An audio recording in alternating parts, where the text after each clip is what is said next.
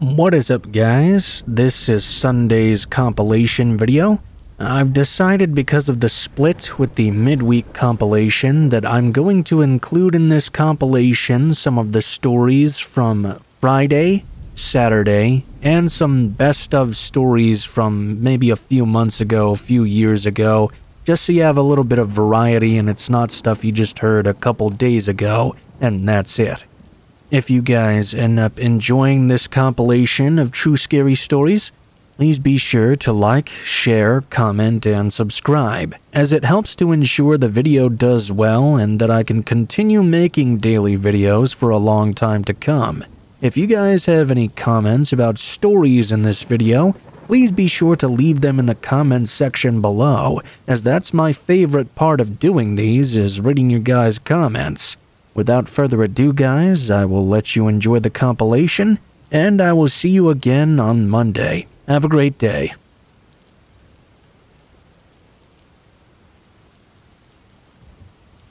I had this experience completely locked in the back of my mind until recently. At the time it happened, I was a young teen girl. I'd gone bowling with two of my best friends. Back then, I was a 5'2", brown-haired and green-eyed, 15-year-old girl. As we were leaving the bowling alley after having had our fun, we met these two grown men who started whistling at us and hollering really nasty things to us. We tried to ignore them and just go out to the car, but when we got there, we found out that the car had broken down somehow. That was quite strange, as the car had been performing perfectly fine earlier, with no signs of anything wrong. We went back in. It was a hot summer night, and we didn't know how long it would take to get someone out there to help us or fix it. It was getting near to closing time, and the men were still inside. They approached us once more and began trying to touch us. They also asked us if we needed a jump, when we hadn't even told them the car wasn't working properly. We approached one of the workers and tried to talk to them and distract the men, but that didn't stop them from trying to harass us. I kept telling them we were just children, but it didn't seem to bother them at all. This was really starting to creep me out. We walked back to the car to see what was going on. They followed us outside. Their car was parked pretty far from ours. They went inside their own vehicle and just sat there staring over at ours. They weren't attempting to leave or anything either. We had gotten into the car and locked the doors by this point. We had to sit there for over an hour, waiting for someone to come and pick us up. At some point, we decided it was probably best to go back into the bowling alley and hide somewhere, what with the men hawking at us and still calling out to us through their window. They were even waving us over and trying to tell us they had what we needed. My friend almost believed them, but I told her they were just trying to get us over there and lure us in. We went back inside and told the worker everything, and she told us to stay inside until they drove away. My friend's dad eventually arrived to pick us up and called her to tell us to come out. While we were leaving, the men in the car began to circle us in their own vehicle. We ran over to her dad. We told him about the whole situation. He made us get inside the car and lock the doors. He glared at the men until they finally drove away, and we haven't seen them ever since. I'm glad none of us walked over to their car, because something really bad would have likely happened had we done so.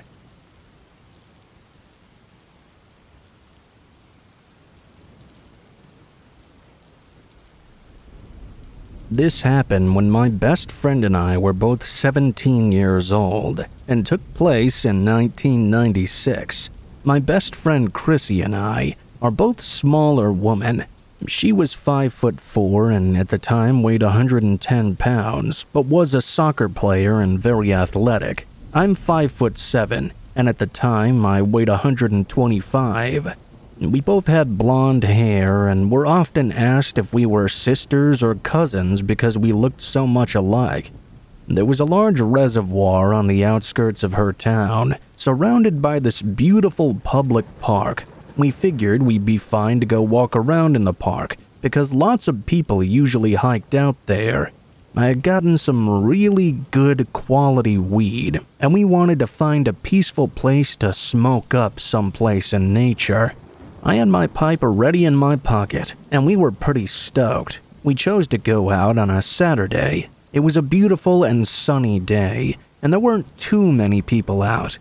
We parked our car by the reservoir in the mostly vacant lot. It only had 2 other cars, and we couldn't see anybody around when we got there. We walked around the water for a bit, then chose a trail to go up through. It was about 80 degrees out right now, and we were sweating a little bit. We had some water with us, though. As we got about 1/4 of a mile or so into the trail, I suddenly started getting this strange feeling. I looked over at my friend and quietly asked her, "Hey, do you feel something off here? Everything's really quiet." Where there were usually crickets chirping or frogs singing, it was now totally silent out. She looked at me and said, "Yeah, I think so." We heard the crackling of leaves about 60 feet behind us and a bit to the left. We looked around, but we didn't see anybody there. We continued forward. We were both getting pretty nervous now. We could hear the crackling again, this time a little bit closer. We still didn't see anyone or anything, though. Each time we would continue forward, we would hear the footsteps a little bit more behind us. I thought we were being stalked by someone. There was a turnoff to the left, which led to a clearing by a large rock, about 12 feet high or so.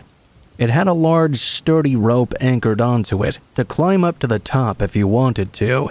It was part of a steep hillside. The rope to climb it was anchored to the ground, so one could not move it easily. I told her we needed to climb up that rock right now. I thought we needed to get to the high ground and see what was going on here. She nodded and went up first, with me right behind her. We practically flew up that rock, clinging to the rope tightly and going as fast as we could. When we reached the very top, we turned around to see an older man, probably about 45 or so. He had a slighter build and was wearing jacket jeans and glasses. He came into the clearing and was about 20 feet away or so. He looked up at us with the most cold, vacant expression on his face. I got goosebumps just from looking at him. I shouted at him, "Hey, will you leave us alone? We're just trying to have some privacy up here, man." He didn't respond. With his blank expression, he began walking toward the rope, which led to the top of the rock. My friend at this point was really scared and asked what we should do. I saw a large stone about 8 inches to my right. I grabbed it. I was surprised at how heavy it was. My adrenaline was really going, though, so I picked it up pretty easily. I told her to look around for the biggest rocks she could find quickly and move them all next to us into a pile. Hold the biggest one, and if the guy tried to climb up the rope, we'd chuck them down at him as hard as we could. Fortunately, there was a sizable amount of rocks behind us, like someone had made a fire on top of the rock or something.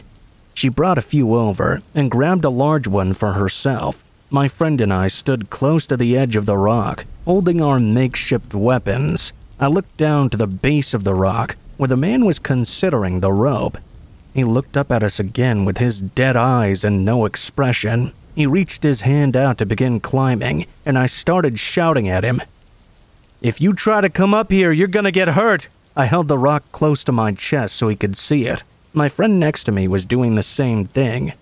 We also had the pile of rocks as well. The man blinked his eyes and cocked his head to the side, then released his hand from the rope and silently backed away. He backed to the edge of the clearing, back through the brush, staring at us the entire time. We then heard his crunching footsteps going back through the woods until we couldn't hear him anymore. We stayed up on that rock for another 20 minutes, maybe a bit more, watching and waiting. There was no other way to access that rock except for the steep hillside covered with poison oak, so we didn't think he'd try that route. There was a reason there was a rope after all. Plus, we'd be able to hear him easily if he did so. We didn't hear anything further for 20 minutes, so we decided to make a break for our car. We tossed several rocks off into the distance in places he may be hiding, just to be safe. Chrissy went down first. I kept watch just in case the man came back. When I was scaling down the rock, she was holding a rock of her own, getting ready to throw it at full force if needed. Fortunately, we did not see the man again. We still each grabbed the largest rock we could carry and packed a few smaller ones in our pockets, just in case. We headed back to our car on the trail very carefully, making sure to be quiet. The crickets were now chirping again, so we felt the man must have left, but we were still extremely cautious. We made it back to our car without further incident and quickly left after. That was the last time I ever hiked in that park.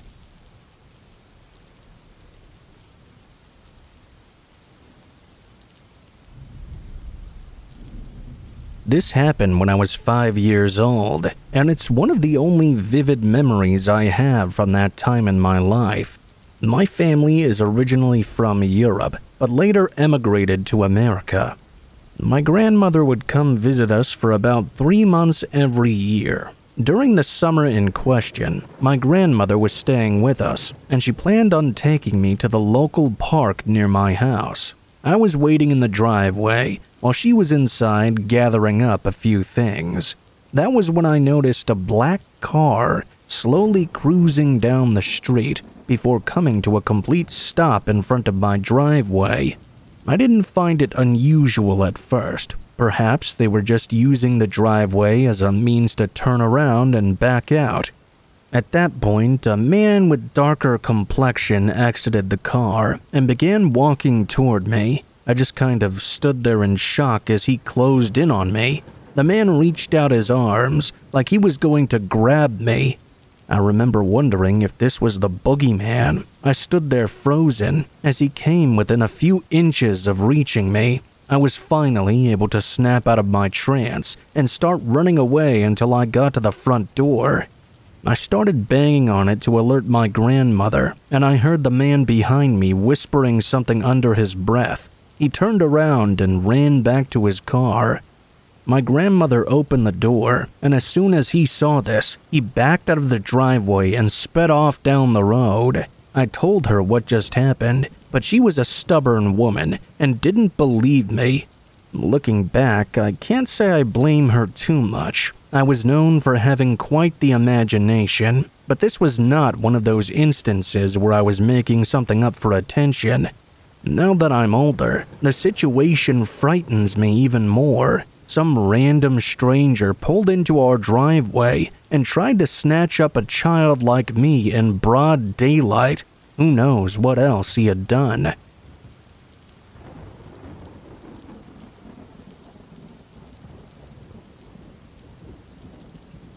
This happened about 20 years ago. I don't think I'll ever forget it.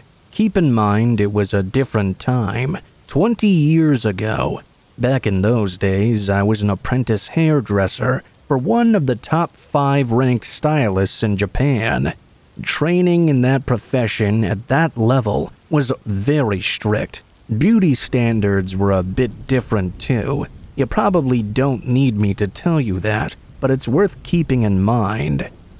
Back to training though. It was long, and the time off between training sessions was pretty much non-existent. We were expected to be training at all times, even during national holidays. I'm not sure if that was strictly by the books, but as impressionable young stylists, we couldn't be seen refusing extra training. I think I had about 3 or 4 days off for the summer though, and I took them all at once.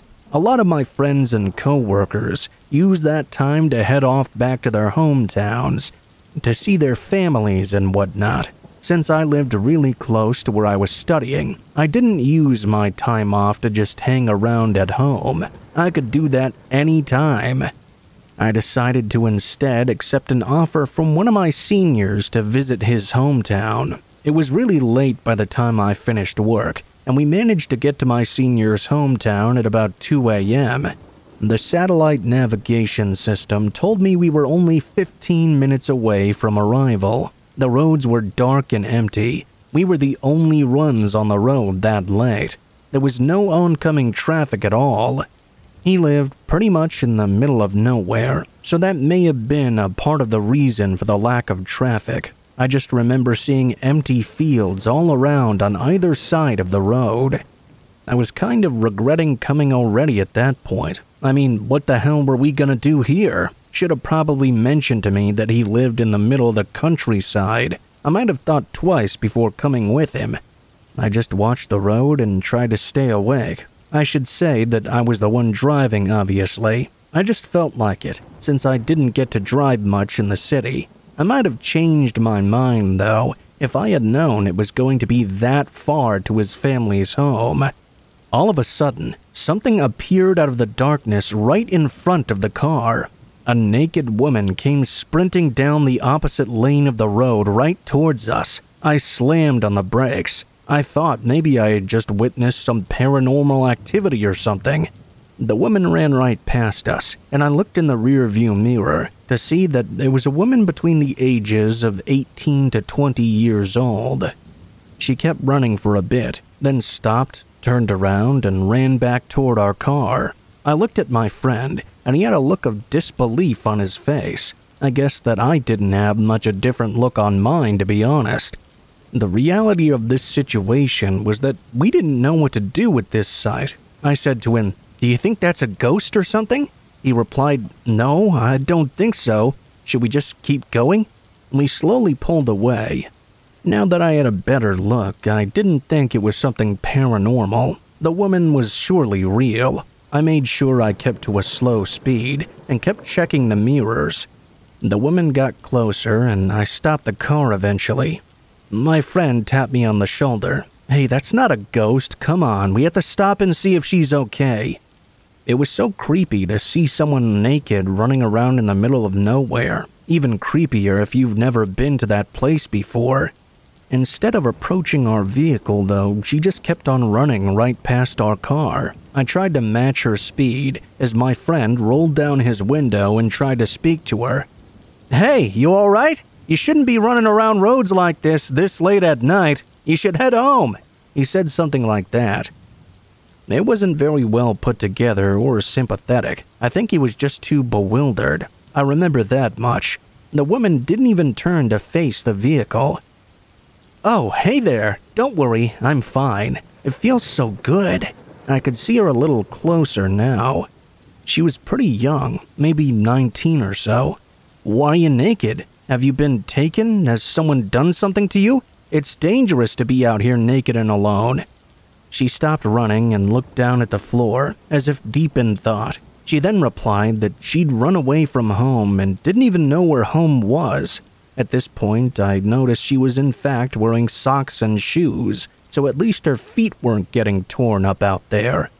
She just kinda stood there from then on, with her hands behind her back, looking lost and confused. It was a very odd situation. We couldn't just leave her out there. I told my friend in a hushed voice. "We have to help her."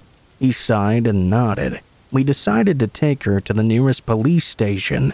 I had an extra dress with me that belonged to one of my female colleagues at work. It was in the back of my car. Pretty long story. I told the woman to throw that on, and she reluctantly agreed. Once she had some clothes on and was in the back seat, I turned to her and said, "If you can't remember where your home is, I could take you to the police station. We could figure out from there, okay?" She responded with something quite strange. "I hate the police. They're always on my dad's side. Can you just take me to a hotel or something? Hotels are safer than police." "You can stay there with me. You can hold me tonight. I'm a virgin, I promise." We were young, but even though we were young and often threw caution to the wind, we knew this was a situation we couldn't just leave it be. We had to get her somewhere safe and figure out what the situation was. It's a scary world out there. If she said that to another pair of guys in the next car that came along, I don't even want to think about what might have happened to her. The hotel idea was not going to happen. She didn't say anything for a while. Then she handed me a mysterious piece of paper. I didn't even know where the hell she'd retrieved it from. It had a name, number, and address on it. My friend recognized the address. "Oh, I know that place. It's a psychiatric hospital." We called the number, and the voice said it was the security department. I explained to the security guard what was going on. After we hung up, we got a call from the woman's mother almost immediately. She told us where she lived, and we took the young woman there. My friend said he knew that side of town, but had never been there before. The woman's mother was extremely apologetic over the phone. When we got to the house, we heard more about the situation. The woman, we'd found out in the middle of nowhere, had only just turned 18. She had been assaulted by her biological father when she was 16. After he'd done that, she ended up stabbing him in the neck and killing him with a box cutter knife. She was found mentally ill and admitted to an asylum because of that attack. No one seemed to know, but somehow she just kept on escaping. The mother said to us this was the third time she had successfully broken free. What a sensational story, I remember thinking. We drove the mother and daughter pair down to the hospital at the mother's request. I could see how mentally tired she was by everything that was going on. The girl didn't seem to say much more. She seemed to really like the dress we had given her, though. The mother apologized for not washing it before returning it after we arrived at the hospital, and we both agreed that it was fine. The girl didn't say much upon being returned to the asylum. It went a lot better than I expected. I thought she would be kicking and screaming, but she was completely calm. We dropped them off at the hospital. Unfortunately, we couldn't stay with them because we were already super late getting to my friend's parents' home. They were really worried by the time we got there. We both wanted to tell them everything about the situation, but we were too tired after having gone through that all. At that point, I just really wanted to go to sleep. I stayed with him and his family for 3 days. It was actually a really great time, and just what I needed, really. A break from all the studying in the city. It was certainly going to be a trip to remember. We said our goodbyes to his family, and his little sister asked us for a ride to the train station. I said that it wouldn't be a problem at all. Just before we dropped her off at the station, though, she said something that really frightened me. I'll leave you with this because it's a thought I think of very regularly. "Hey, why does your friend have a box cutter stabbed into the seat back here?"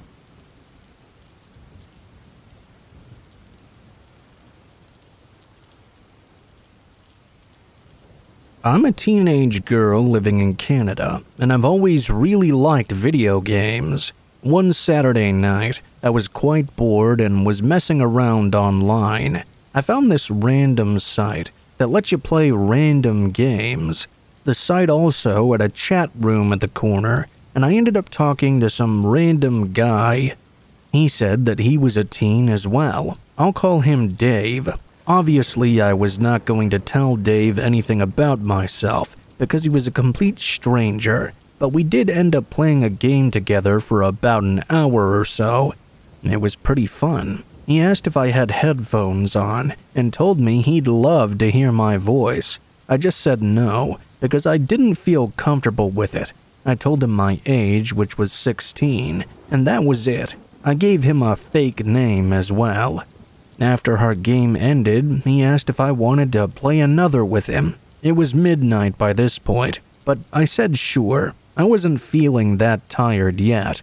He told me that he wanted to show me something that he'd found, something super exciting. He then sent me a link to something. I know anyone listening to this will be shaking their head and screaming at the screen, but I naively clicked on that link. Honestly, I was just expecting it to be a video game. The link took a really long time to load, almost a full minute, which was pretty odd. It wasn't a game at all. What he showed me was a really disturbing video that still haunts me to this day. I'll explain what was in the video as briefly as possible, but I need to give a warning right now. It's extremely upsetting and involved sexual abuse. The screen showed a woman who was very petite and thin, definitely adult though and not a child. She looked to be of East Asian heritage and was lying on a concrete floor on her back. She was trying to get away from a group of men who were recording videos and taking photos. Flashes kept going off as she screamed and cried.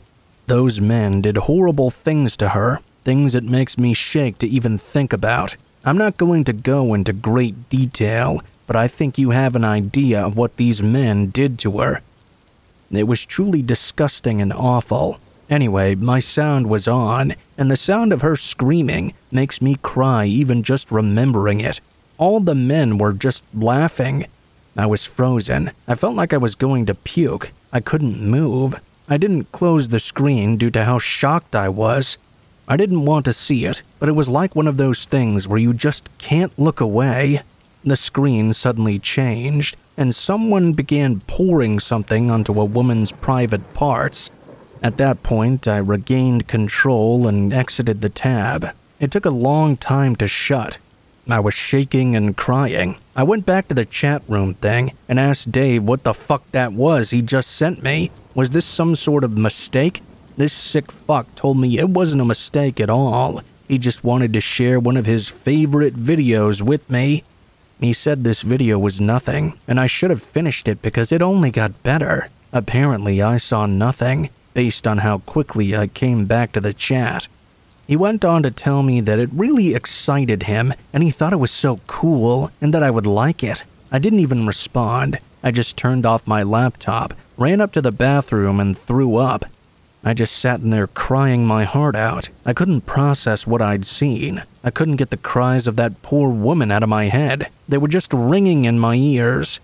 I'd literally just seen a crime on the internet, and I didn't know what to do. I was scared to tell anyone in case I'd get into trouble, but I felt like I was losing my mind. I couldn't sleep. I spent all night feeling dazed and sorrowful. The next morning, I told my parents what happened. They were disgusted and not angry with me. They said I should be angry with Dave, and said I'd done the right thing to tell them. We contacted the police. They came and spoke to me, and I gave them my laptop because they asked for it. They told me they were glad I'd told someone about what I'd seen. The female officer helped me a lot, and she provided me with some much-needed comfort. She said she had seen some really horrible things in her career and told me it would do a world of good to talk about what I'd seen with someone. She told me not to bottle it up because it would only get worse if I did that, and telling my parents was the right thing to do. For weeks, I felt like I was in a daze. I would have nightmares about what I'd seen. Even now, the memory of that poor woman's face is tattooed into my brain. The police had my computer for several weeks, and they did get access to the video. I don't think they ever tracked down Dave. I know they tried and at least were aware of him, though. They did see the video for sure. I don't know what the fate of that woman was. I'm not sure if she's even alive, or if those men killed her after. I don't know how someone can move past something like that happening to them. I don't know what happened to the men in the video either. I know it was longer than just what I'd seen, so I don't know if they showed their faces or what. All I could focus on was the agony that woman was enduring. I hope the police find them someday. I pray those men will end up in a ditch somewhere, but death seems too good for them. Eventually, I got my laptop back, but I've never gone surfing on the web like that since then. The whole thing happened months ago. My school has a counselor we can be referred to and chat with about anything with them. I started seeing that counselor, and it has been helping. I'll never forget what I saw. I know many people might think I'm just being dramatic, but that woman I saw was a real person. Just because I saw it through a screen doesn't make it any less bad. It scares me to think there's people out there doing these things and watching these videos just for fun. I really hope no one else makes the same stupid choices I did. Don't talk to strangers online, and definitely don't click any random links they send you. Never trust anyone on the internet you don't know. If you see something, definitely say something as well.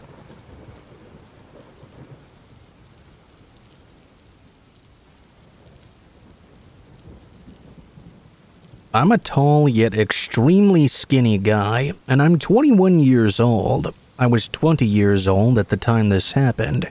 It was a week before the presidential election in the United States. I felt a lot of anxiety about all this, as I live in Manhattan, and there are a lot of crazy people in that city who act as though the entire world is going to end over one thing.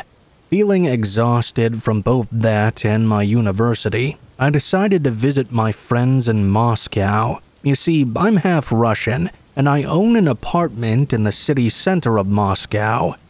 I had never been in Russia while it was snowing, and luckily during this time I got to see it. The city looked so beautiful, and the vibe I had from it was perfect. It felt so calm, safe. The whole world around me seemed quiet and tranquil.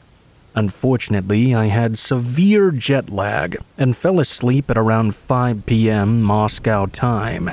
My friend went home to get ready for her classes the next day. I woke up at around 3 a.m. or so and couldn't fall back asleep. I decided to go outside and take a walk around my area.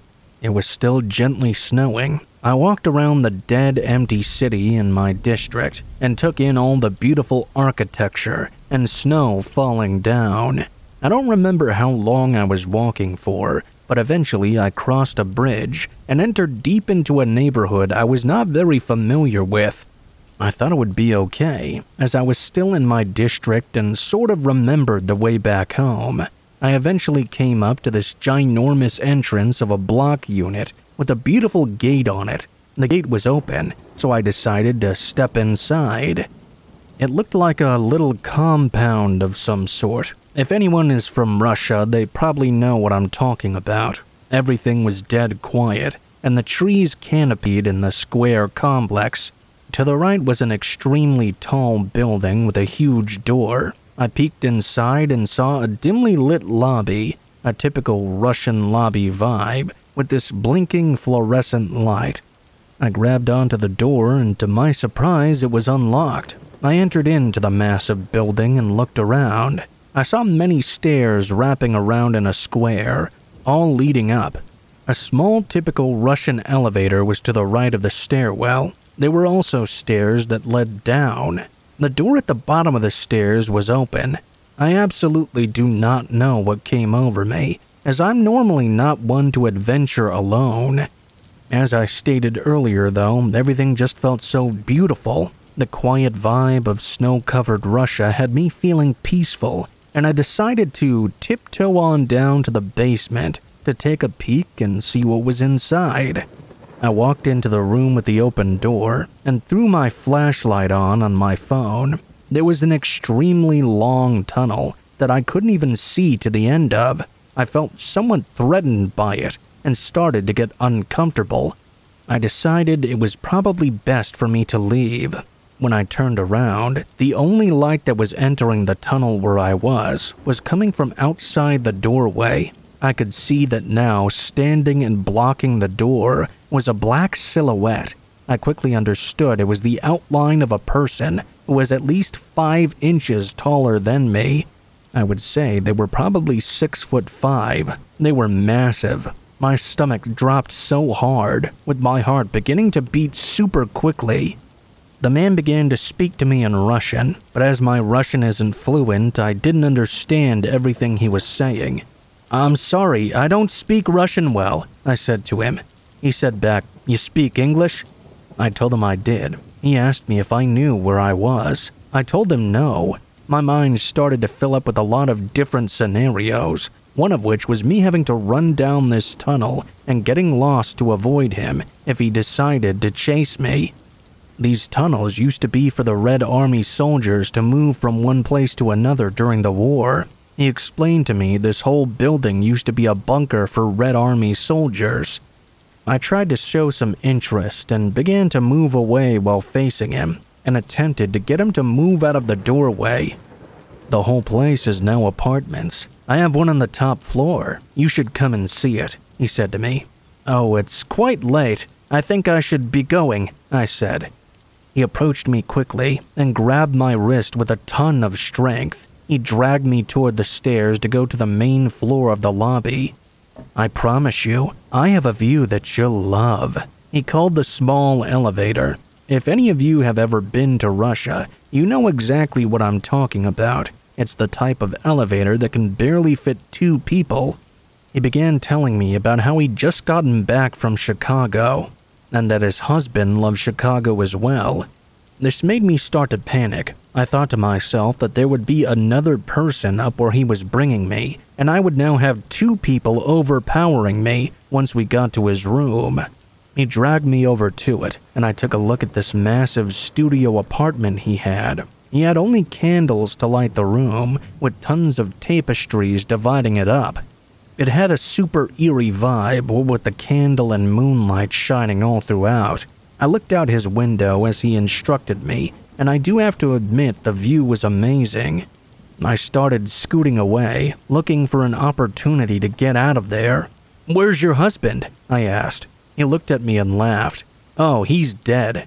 He then picked me up off the floor. I asked him what the hell he was doing. He dragged me to another room and began to touch me inappropriately. He grabbed my phone from my back pocket as well and tossed it away. As I was there, helpless and in horror, the man began to lick me and whisper explicit things in Russian. I tried to pull away, but it only made him corner me even harder. After about 10 minutes of this, he told me to wait a moment. He went into his bathroom. In that moment, I immediately sprinted over to the door. There were no lights, so I tried to pull out my phone for my flashlight, only to remember that he'd thrown it away. I nearly had a heart attack as I realized I would have to go back into that room to get my phone. I quickly darted back in and saw it lying next to his bed. I grabbed it and made a run for the door. I unlocked the many locks on it, and when I opened it, there was also an outer door with multiple locks as well. I somehow managed to get it open in time, and as I ran out, the adrenaline was so high in me that I ignored the elevator and started flying down the stairs practically. I ran down in circles for what felt like forever until I finally reached the bottom. I leapt down the few steps to get out to the lobby. I approached the door I had entered from, but now it wouldn't open. I pushed on it as hard as I could. I began to cry and curse. I had thoughts of me having to go back into that tunnel to hide from him again if he came to find me. I tried to pull myself together. Then I noticed a button you should press to disable a magnet that holds the door locked. I pressed it and heard the beep that followed. I pushed open the door and fell out into the snow. I never understood why characters could not pull themselves together when running away in horror movies, always tripping over themselves. But in that moment, I understood. I kept on tripping and falling through the thigh-high snow, moving out into the main road. I exited the complex and began sprinting away, ignoring my lungs screaming for air. Once I reached the bridge that led to my street, I ran all the way back to my place. I got inside and sat on my bed for 2 hours, shaking. Eventually, I did bother to tell someone else about it, but no one ever really did anything.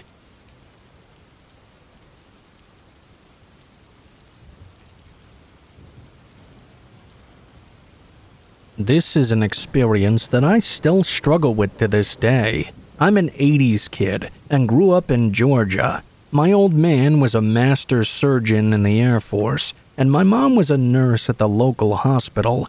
There were many times that my older half-sister had to babysit my younger sister and I.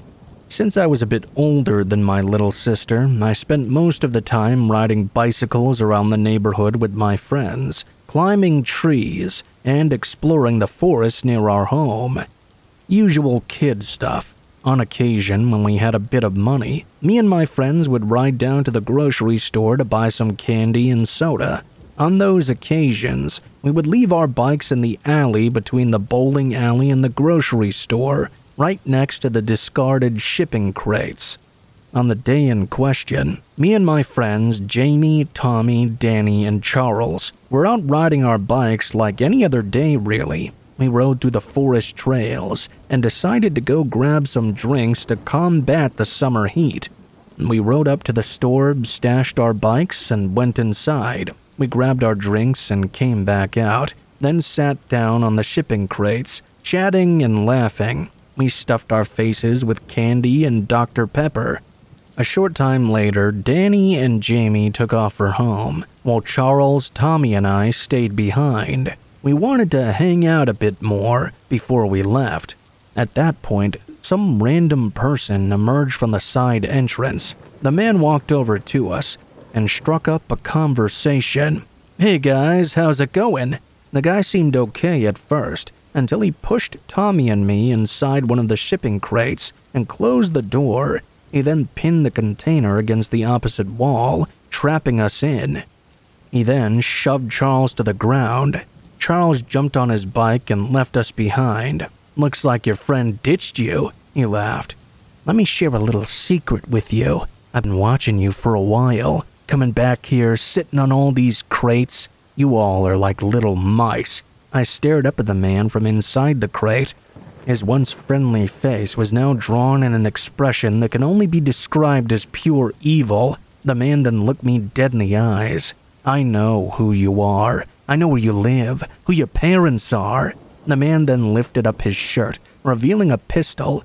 "If you boys would just behave yourselves, I wouldn't have to use this." The next part was quite unsettling for me to relay. The man opened the crate and pulled out Tommy. I think you can probably guess what he did to him. I watched on helpless, still trapped inside the shipping crate. The man threw Tommy onto the ground and then turned to look at me. This man was very large, covered in biker tattoos. There was absolutely nothing we could do to fight him off ourselves. I couldn't fight him off either. When he was done with me, he stood up and whispered into my ear, "Remember, boys, I know where you live. If you tell anyone about this, I'll know where to find you." He began laughing and disappeared down the alley. We collected ourselves and took off for home. Being the clueless 9-year-olds we were, we believed the man's threats 100%, and about him knowing where we lived, so we didn't tell our parents. Charles did, though. His mom called the police, and the next day we found out the man had been arrested for what he'd done. Turns out the man was an employee at the store.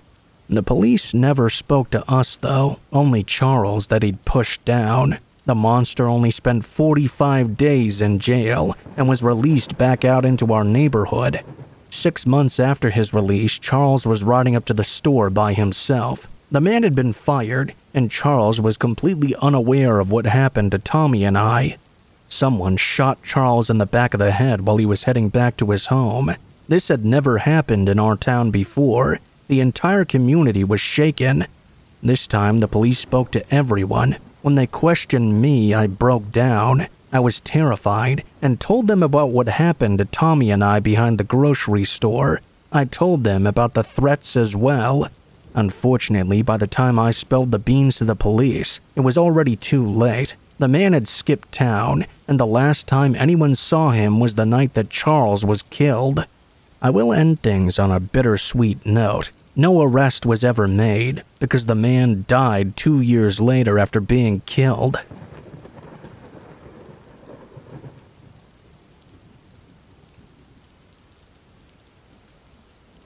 I heard this from a friend of mine who used to be involved with the JSDF, which stands for Japanese Self-Defense Force. It's essentially our Army, Navy, etc. The reason it's called a self-defense force is due to the surrender treaty during World War II, as Japanese are not allowed to have a military. Anyway, back to the story. There's an exercise they do for the JSDF. I'm not sure if I should be saying this, but I heard it from a friend of mine a while back. Might not even be an active exercise anymore. Anyway, this exercise apparently simulates what it would be like to be in the middle of a war. It would take place out in the mountains and would last for 3 days and 4 nights. Sounded pretty intense.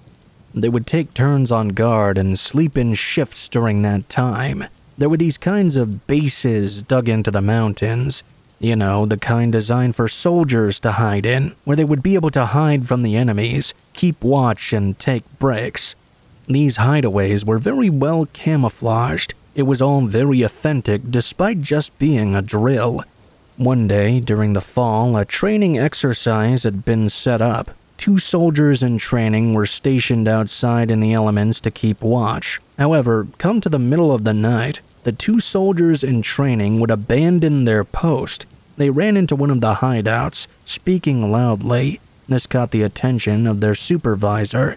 Their supervisor yelled at them for abandoning their posts and demanded an explanation.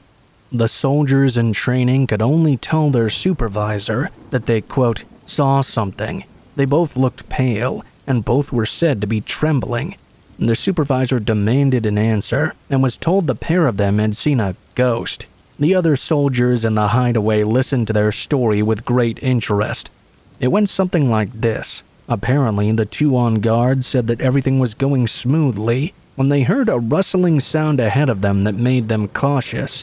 At first, they thought the noise was being made by an animal, but when they paid attention to the sounds, they realized it was the sounds of footfalls. They said it sounded like someone was walking around several yards away. It was dark out, but not pitch black. There was enough natural light to make out shadows and shapes. They said they could see a dark silhouette in the shape of a human being up ahead of them. During the exercise, capturing other team members was encouraged, so the 2 of them left their post and decided to sneak up on the owner of that silhouette in an attempt to capture them. They split up to approach their target from either side. They held in their breaths as they crept up and closed the distance between them and the silhouette. When they were about 4 yards away, they shouted out at their target. They shouted that if they made any sudden moves, they'd be shot. They cocked their guns and aimed at this silhouette. It just stood there without any movement, no response at all. One of them took out their flashlight, while the other kept his gun aimed. The flashlight pointed at the silhouette, but when he turned it on, no one was there. Whoever was there just disappeared right in front of their very eyes. That was what caused the men to flee their post and come back to the hideaway.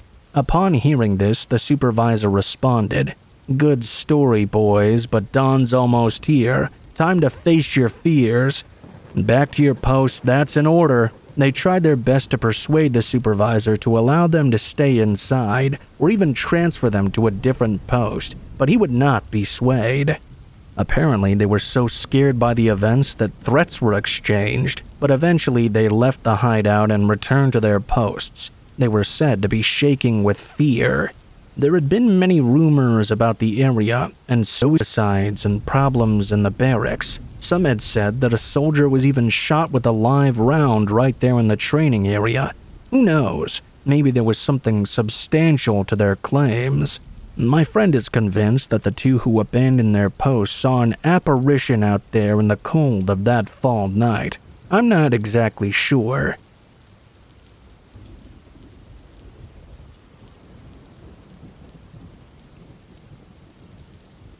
My name is Seth, and I work as a security guard in Oakland, California.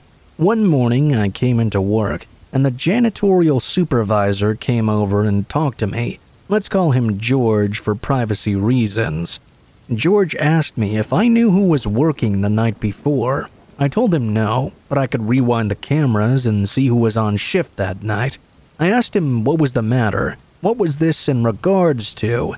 George told me that his janitorial staff had actually been attacked. At around 1 a.m. or so, while the janitorial staff was getting off, a man who looked to be homeless started throwing rocks at them while they were trying to get in their vehicle. The majority of the janitorial staff on the night shift are all women, and their vehicles were parked right in front of the building where we guards are supposed to watch over, so we could see pretty much everything going on out there. Whatever we couldn't, the camera would catch. George told me what happened, and I told him I would look into it and write an incident report right away. Once George walked away, I started rewinding the cameras to find out exactly what went on that night. I rewound them an hour before the incident and saw my coworker sitting on the desk asleep and the janitor still working. I had to speed up the camera until I saw someone banging on the door, my coworker still asleep. I switched to a different view and saw the outside of the building. There was a tall figure approaching the ladies that were leaving. One of the ladies was banging on the door. One of the other janitorial staff looked like she was yelling at someone. The woman banging on the door stopped banging and started to run away. A tall figure came into view. I saw that he had begun throwing rocks and yelling at the janitorial staff. They all ran to their vehicles one by one. I could see them on the camera speeding away. The man continued to pelt large rocks at them and scream at them in a fury while they drove off. After I reviewed the cameras, I wrote my report and called my boss right away. The boss was furious. He then asked who was working the desk that night and how come he hadn't seen anything. I replied that I didn't know who was working, and that's why I'd called him. He put me on hold and then took a look at the schedule. It was supposed to be Mike. That guy always gave me problems. He always calls off and behaves problematically. That was the one night he should have called off, and I wouldn't have minded. Would have got someone that was more responsible and prevented the attack from happening. I let my boss know that I'd done a report on the incident and told him I'd talk to the janitorial staff to get more details. Once 5 p.m. came around and they all came in, I asked them more about the incident that took place the night before. I asked them what exactly happened. They told me some crazy guy had just suddenly started yelling at them and throwing rocks at them. One of the janitors, who I'll call Lucia, told me she was banging on the door to try to get the guard who was asleep to wake up and help them, but to no avail.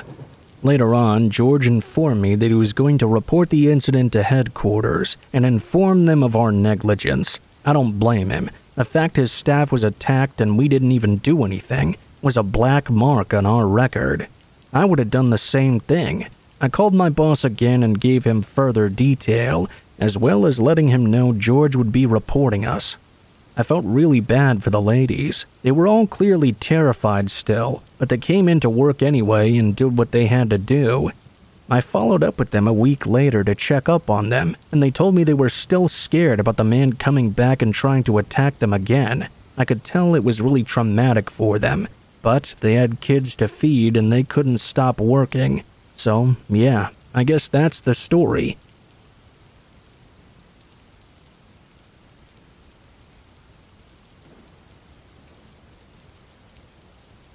Not too long ago, I decided to listen to a friend of mine about picking up some babysitting jobs from Craigslist. I know that seems weird, but I was surprised at just how many postings there were for that type of work on there. Ordinarily, I wouldn't have needed the job, but at the time I had just broken up with my boyfriend, and I didn't think I was going to be able to make my rent that month. This seemed like the easiest way to make some money.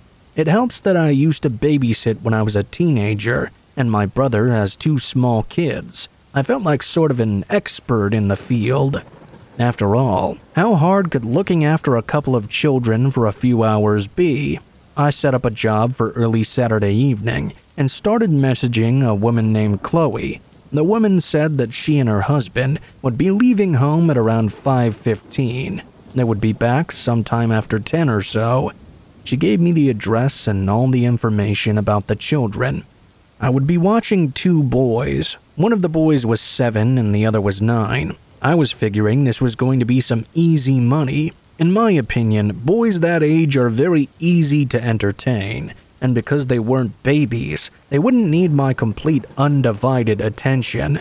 After I talked to the lady, I told my friend about the job. They were jealous of the money I was about to make. She had been doing the Craigslist babysitting jobs for months now, and had never come close to the money I was about to make for this job. On Saturday evening, I made my way over to the address given to me by Chloe, and right away I had some regrets. The house was in a very sketchy neighborhood, not necessarily crime-ridden, but very obviously run down. When I knocked on the door, there was no answer. I waited for several minutes and attempted several more knocks on the door. Finally, a strange and very rough-looking man answered. He was tall, skinny, and had this massive gray beard. I would say he was at least in his 50s, unless he just looked rough for his age. In a very low and gruff voice, he said, "Come on in, sweetheart. Sorry, I didn't hear the knock 'cause my ears ain't what they used to be." I walked inside, and the very first thing I noticed was how not child-friendly the house was. A lot of trash and general clutter was lying about. I was just standing in the front of the door. The man then said, "My wife should be back any minute with the kids. Go sit down and make yourself at home. Sorry, I know the place isn't the cleanest." I was trying not to be judgmental. I know it sounds like I should have been running for the hills, but I didn't want to unfairly judge this guy or his family. The man pointed down the hall and told me the living room was in the back of the house. I made my way back there and sat down on this bluish couch. The amount of anxiety I felt at this moment was absolutely crushing. I saw no pictures of children anywhere, no toys either. There was no indication whatsoever that children even lived here. While I was waiting on the couch, I could hear the man walking back and forth in the other room. I think he was mumbling to himself. Every few minutes he would begin to shout, "Hey, sorry about this, ma'am. My wife can be somewhat forgetful with the time. I promise she'll be back soon." A few minutes later, he ran into the room scratching his head with this big smile. "You know what? I'm an idiot. I bet my wife came inside with the kids through the basement entrance.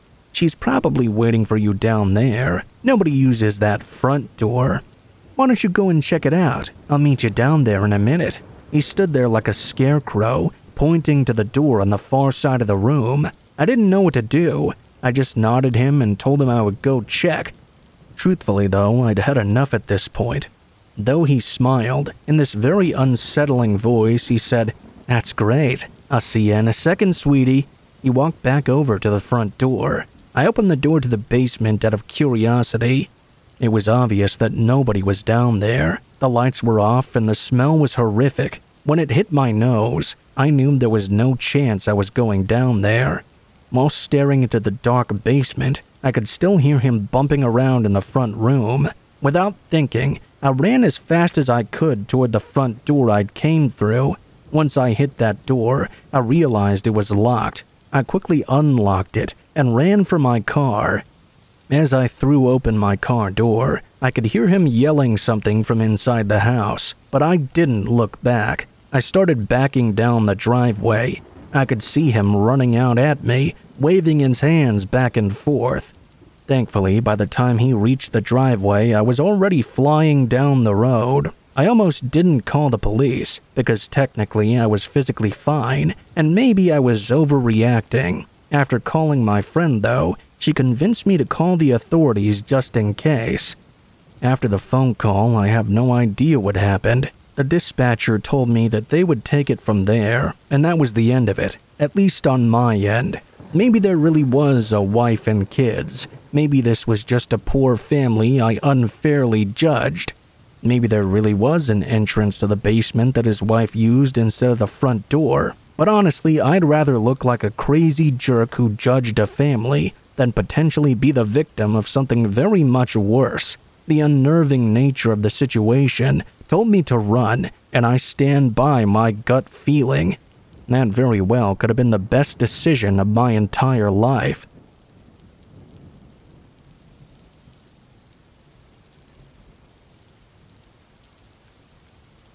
I live in a very rural area of New Brunswick, Canada. It was early September, and it was my first day of school. Unfortunately, I was held back in my senior year, so I would be returning to high school as a 19-year-old. Since we lived in a very isolated area, the middle and high school shared the same building. I had study hall for first period. However, when I entered, I noticed there was a new student on the other side of the room. He really stood out because, like I said, it was a small community. I walked over to him and introduced myself. We shook hands, and he told me that his name was Chester. Apparently, he had just moved to the area. Being the friendly Canadian I am, I showed him around the school and to where his next class was. As I was giving him the tour, though, I noticed he seemed a little bit off. He began to ask me a series of questions. At first, they seemed harmless. How long had I been there, or where a certain classroom was? Then he began asking me more questions, though, that seemed odd. My home address. Did I have a Snapchat? Yes, it was as awkward as it sounds. I was completely taken off guard by this. I didn't give him my home address, but I thought, what harm could it really do to give him a Snapchat? A decision I would later come to regret. When the last period of the day came, I had English class. There were only 9 students in that class. I took a seat, and that's when I looked behind me. I saw Chester. He didn't notice me right away. He was too busy making out with a sandwich. It was disgusting. He looked up and noticed me. Imagine that you're present at a murder trial, and a defendant suddenly turns around and looks directly at you. And that should give you an idea of how I felt in that moment. He gestured to me to walk over to him. Class was about to start though, so I just ignored him. 5 minutes later, I looked up from my book and noticed that Chester was now staring daggers at me. The look in his eye was predatory. He must have seen me as the next sandwich he was going to devour. Again, he gestured for me to walk over to him.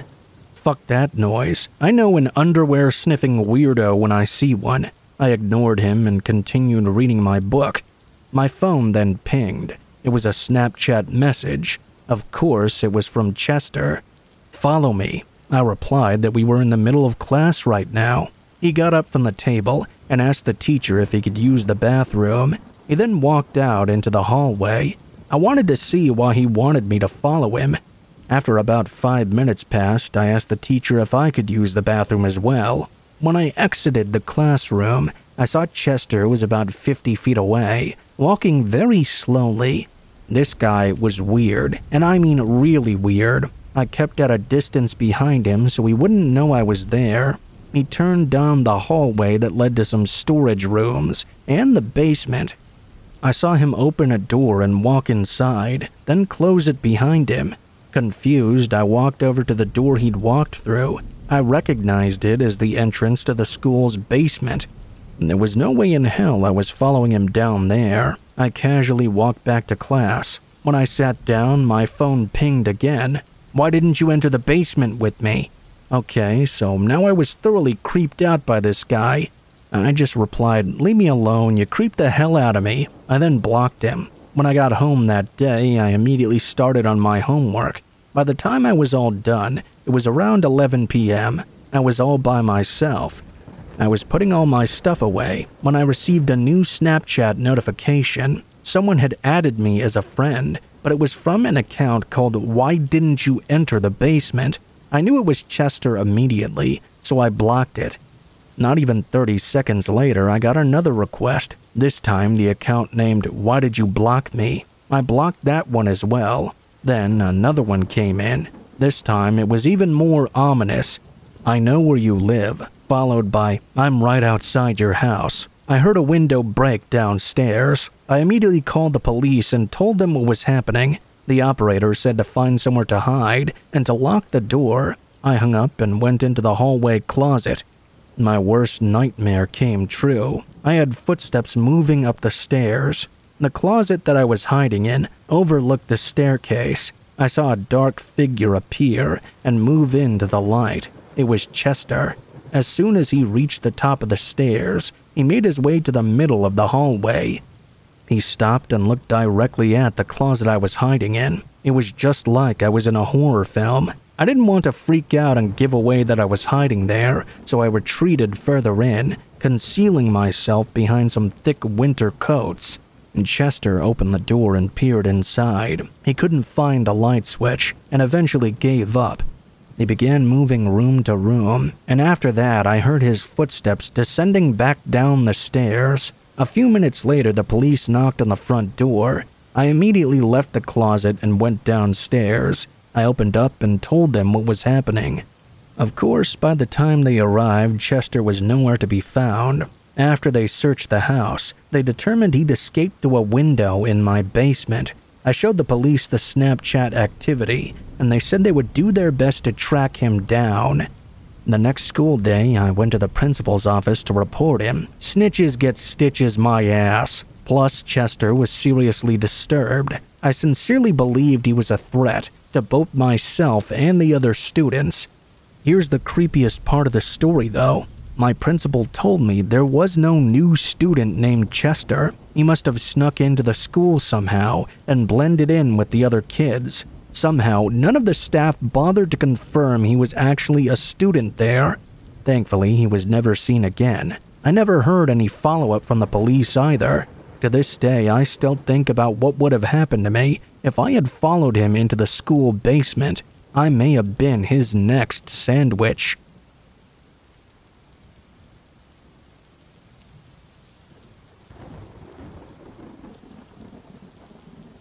My parents divorced when I was in kindergarten. It was a real rough patch of my life, but I won't bore you with the details. Skipping to something that I can tell you, I ended up living with my dad when I was in elementary school.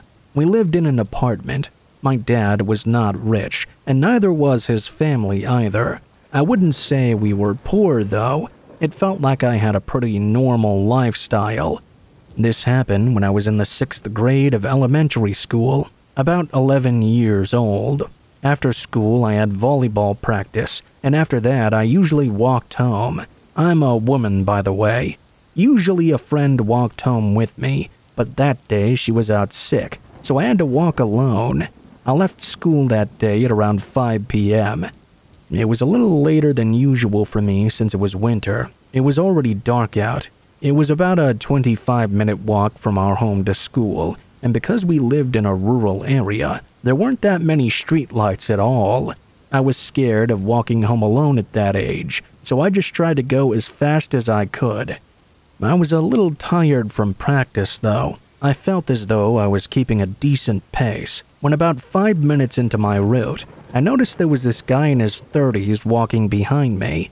It wouldn't ever feel like a big deal if it was in the middle of the day, but since it was dark now and I was alone, I began to feel nervous.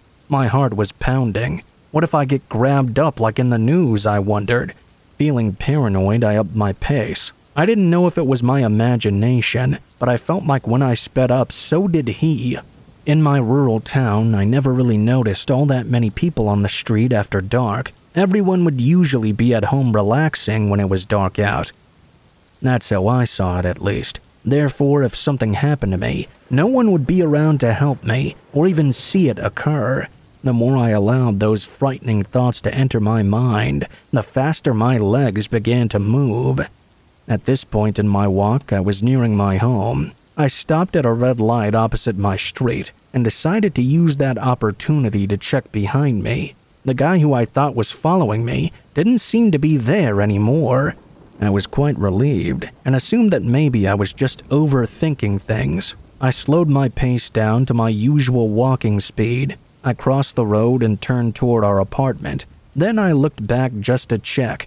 The man I'd seen following me was back. When I saw him, I got goosebumps. I got so freaked out by seeing this guy again that I broke into a full sprint. I ran upstairs to our floor and scrambled to retrieve my keys from my bag.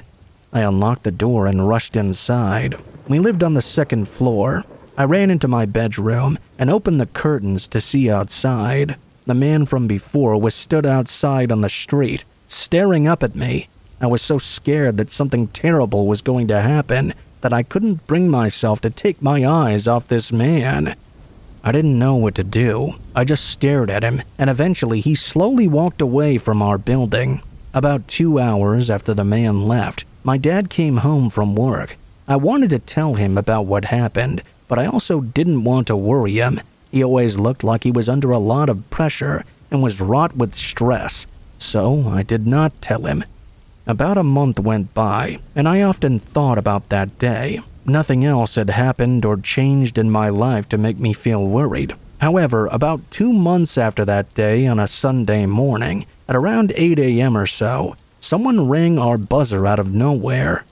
My dad was getting ready for work, so I went over to the door and looked through the peephole. There were 2 men wearing suits stood outside. I called out to them and asked who they were through the closed door. One of the men replied and said they were from City Hall. Naturally, I opened the door. As soon as I opened it, though, one of the men stuck his foot between the gap, which stopped me from closing it. I was really scared by that. One of them said that they'd need to have a little bit of a discussion with my dad. They asked if he was here. I didn't know what else to do, so I called for my father. When he came to the door, he appeared to recognize these two men. He turned to me and said to go wait in the kitchen. My dad's mood changed in a matter of moments after seeing those two men. I wanted to know who they were. Why did they have to talk to him about something difficult? I wanted to know what was going on. I decided to hang out in the hall, just around the corner from the front door. I wanted to listen in and find out more. I think my dad must have noticed that I hadn't made it to the kitchen and was still in the hall though, because he said to the two gentlemen that they should talk outside instead. They headed out and my dad followed, then shut the door behind him. They talked out there for about an hour or so, and I couldn't make out a word of their conversation. When my dad came back inside, he was quiet, so I asked him about the two men. Were those guys really from City Hall? He replied that it wasn't a big deal and that everything would be fine. That seemed to be the end of it.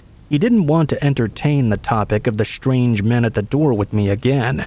After that, about 3 days later, I woke up in the morning for school as usual. I expected to see my dad rushing around, getting ready for work like every other day, but our home was silent. In fact, I didn't hear him anywhere.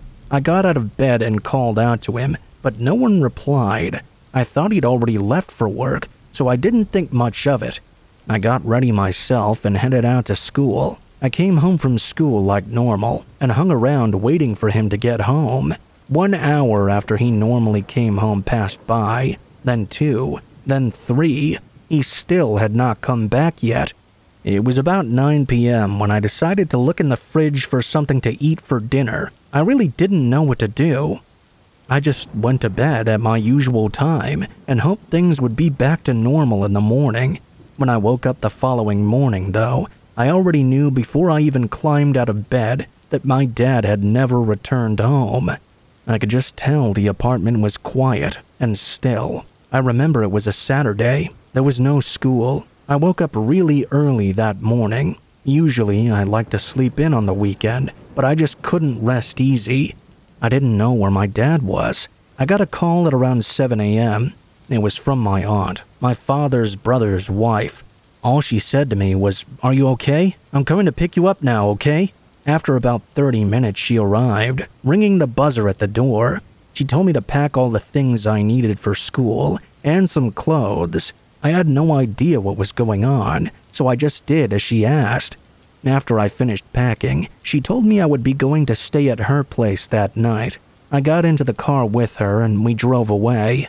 When we arrived, I saw my uncle, sat with a glass of whiskey and looking dead serious. He was a bald man. If my dad had lost all his hair, he would look nearly identical. My uncle did not mince words. "You'll be staying at my house from now on. Sorry, but your dad's not coming home anymore. You'll have to go to school from here."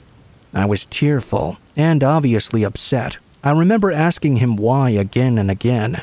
He finally gave in and told me, even though it looked like he really didn't want to. "Looks like your dad was in a lot of debt." After a few days, weeks, and months, I managed to figure out that my father had abandoned me in the night, or was possibly taken away by debt collectors. I'm sure the man who followed me home from school that day was a debt collector, and those two shady men who came to the door and said they were from City Hall were debt collectors too. This all happened a long time ago. I haven't seen my father in 15 years. I feel many different things about everything, and I'm not sure how to express how I feel.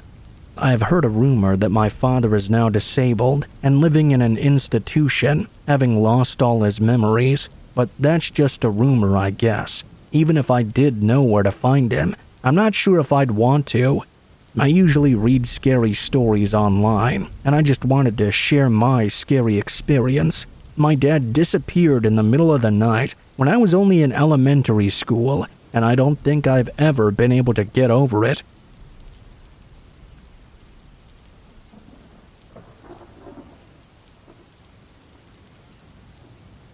I've lived up in the mountains for a really long time. I'm not a hermit or anything like that, though. I have a really nice house in the mountains that I built when I was much younger. I've done all my work from home because that's what I enjoy, and I make enough money that I can do most of what I want. I've been going to this cafe every day for decades now. I'm a man of habit. I always have my lunch right there. It's a nice little country cafe, which is never really busy during the day.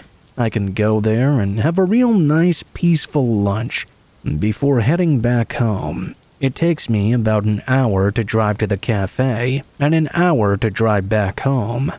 Much like me, the cafe is pretty much sitting all by itself in the mountains. On this particular day when I arrived, I noticed a customer there that I'd never seen before. I noted right away that there was something very off about him. It's one of those things that you would have to really see to understand it. I mean, looks can be deceiving, but it had nothing to do with the way the guy looked. There was just something about his presence and the way he was conducting himself that was very intimidating, gave me a negative impression of him. After I'd gotten my food, I started eating and was reading a book as well. The man suddenly came over to me and asked if I could offer him a ride. I definitely didn't want to, but I didn't even have to say anything. The waitress was quite familiar with me and told him that I'd usually be there for several hours every day. Reading my book, he would have a much easier time just hitchhiking unless he wanted to wait all day for me to leave. The man seemed fine with that. He asked me if that was right and if I was sure I couldn't give him a ride. I let him know that she was telling the truth. I would be here for several hours longer. The man said okay and walked outside. The waitress told me that he had been in the cafe for quite a while now. He had said some real crazy and disturbing things to her, and she was worried that if he got into my car with me, she wouldn't be seeing me again. I watched for a while as the man paced back and forth in front of the cafe. I kept waiting for him to come back in and try and ask me again. Really, I was hoping he would find a different ride before I left, though. I had no desire to give this man one. Eventually, a random white car stopped by the road. The waitress walked over to me while I was looking outside. We both watched him climb into the car and talk to the guy inside for a moment. Then they drove off together. "Looks like you're okay then," the waitress commented. "Hopefully we won't ever see that guy again. Just made me really uneasy." After a while, I stopped thinking about that guy. I went back to reading my book. When the time eventually came for me to go, I left the waitress a good tip and went out to my car. I did always enjoy the drive, even after living in the mountains for as long as I have been. It was quiet, and I rarely came across any other cars. I was a bit surprised when I was going down the road and saw a white car sitting on the side of it. I thought someone might have needed assistance, so I pulled up behind that car off to the side of the road. It wasn't until I got out of my own vehicle that I figured out it was the very same car I'd seen pick up the hitchhiker earlier. I was a bit worried remembering that man, but I couldn't tell if anyone was inside immediately. I walked up to the vehicle very cautiously, and when I got to it, I noticed something that I wish I didn't see. The driver of the car was laying in a bloody mess in the front seat. The hitchhiker was nowhere to be seen. At first, I thought the man inside was dead, but he moved when I got to his window. He was still alive, but I didn't know how much longer he would be if I didn't help him out and get him to the hospital, which was quite the drive away. Fortunately, I was able to get there fast enough to save his life. The hitchhiker had attacked him, stabbed him several times, took his money, and run off to the countryside. While I'm glad the man was alive, it was terrifying what happened to him, and it's terrifying what might have happened to me had I given that man a ride.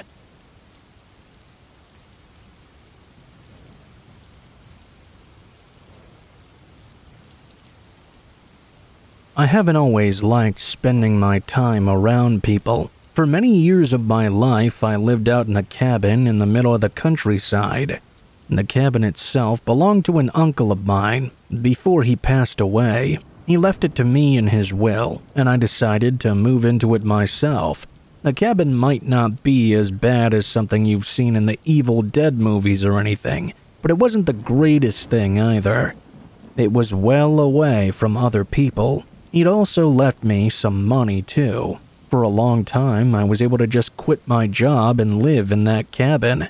It's important to know that although this cabin was very far out in the woods, it's not like it was lost in the middle of nowhere necessarily. It was far out in the hills for sure, but there was a path that led to it. The road did end at the cabin, however, and you couldn't go any further out in the hills than that, unless you decided to go on foot. I spent a lot of time up there by myself, but I never really got lonely. I took care of myself by going into town for anything I really needed, but trying to live off the land for other things. I hunted for a lot of my food. I had a garden for other stuff, and only got from town what I couldn't get this way. The surrounding property was also mine, and it was nice because rarely, if ever, did anyone ever come out to visit me. You can imagine my shock then when one random night, I was sitting at my fire when I heard a pounding on my front door. I was listening to the radio. AM, of course, being all that I could really get that far out. I jumped up when I heard the pounding. I didn't move at first, because I wasn't exactly sure how I should react to this. No one had ever come knocking on my door during the day, much less during the night. I was cautious. I'd been living out in the cabin for so long by that point that I wasn't really scared of the surroundings at all.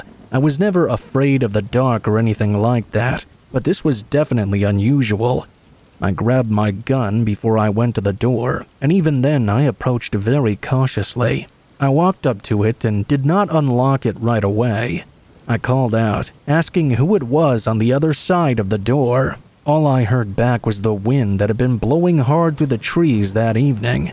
Before I could dismiss the knocking, though, another came at the door. I asked again who it was, and let them know I wasn't about to open it unless the person identified themselves. Once again, there was no answer. Now, against the door, although I said I wasn't going to open it without an ID, I had to know what was going on. Very carefully, I unlocked and opened the door, allowing it to open on its own. I kept my gun aimed and ready, just in case there was danger out there. There was no one outside of my door. However, as I looked closer at the front of it, I saw there was blood on my door. There was also some on the porch as well. I got concerned. I wondered if someone had been hurt perhaps. But if they were and they had come looking for help, why did they run away? It really was only moments from when I heard the second knocking before I opened the door. There wasn't much light outside, but the moon was almost full. I was able to see a little bit of my surroundings. Keeping my gun in place, I slowly walked out of the cabin and out in front. I quickly looked all around, trying to see if I could find anyone out there, but I really didn't see anything. I was obviously confused and not sure what I should do. Since I didn't see anyone anywhere, I decided to go back inside and lock the door again. It was just way too strange, and I didn't want it getting any stranger. Right when I was about to open up the door, however, something stopped me. The wind was blowing really hard, sure, but I could just about make out what sounded like a person crying out in the night. I stopped and turned around. It was coming from somewhere out on the road. I didn't see anyone there, but it did keep me from going inside the cabin right away. I decided to slowly walk out to that area and see what the crying might have been. I guess I should have gone inside and gotten a flashlight, but the whole situation had me on edge. I wanted to keep both hands on my shotgun, just in case I needed to fire it. My driveway leading to the road was pretty long, and I wasn't walking very quickly down it. I was trying to make sure I was aware of everything that was going on around me. I took my time. About halfway down the driveway, I noticed a movement up ahead of me. I could see that a person was standing at the end of it. It was nothing but the outline of a person, though, because there wasn't much light. Definitely someone was there, though. After standing there for a moment, the figure started running toward me at a swift pace. I reacted as quickly as I could and fired a warning shot into the air. This caused the figure to stop so suddenly that it almost tripped over. I figured that since I wasn't able to make out much of his features, he must not have realized I was carrying a gun on me. The figure then stood up.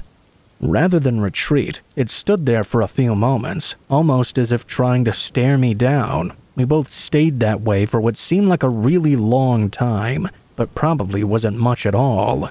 Then, rather than come at me or retreat back onto the road, the figure took off into the woods instead. If he was trying to lead me back there, he did not succeed in his goal. There was no way I was going to go out there in the middle of the night. After looking around me in all directions to see if I could find anything else, I decided to go ahead and head back to the cabin. When I got back, I once again checked all around it to see if someone was there. I had the idea in my mind that perhaps whoever had been knocking on my door may have been running from the man I'd just seen. Or, as far as I know, it was only one person, and he was doing it all himself. I didn't know, but I wanted to make sure that if someone was hurt, I could render assistance if I needed to. After not finding anything, nor encountering the man I had seen again though, I simply went back inside. I made sure the door was secured, and closed all of the curtains so no one could see inside my cabin. For the rest of the night, I sat there uneasy in my chair, with my shotgun right beside me in case I needed it. After a while, the nerves began to fade a bit, and I eventually drifted off to sleep. The following day, I checked outside to see if there was any further sign of the activity from the previous night. There was still blood on the door, and some blood on the ground as well. Not enough to lead me anywhere. Nothing appeared to be damaged either, other than minor things that may have just been caused by the wind. I was unable to find anything at all that could help to explain what had gone on the previous night. That was the only time such an incident ever took place while I was living there. I have no explanation for what had gone on. Someone may have just been messing with me, but to me that doesn't make a lot of sense. Why would someone venture that far out into the hills just to mess with someone? I wondered for a while if it may have been someone my uncle had known and made an enemy of. I wasn't sure, and I never found out anything else about what happened that night.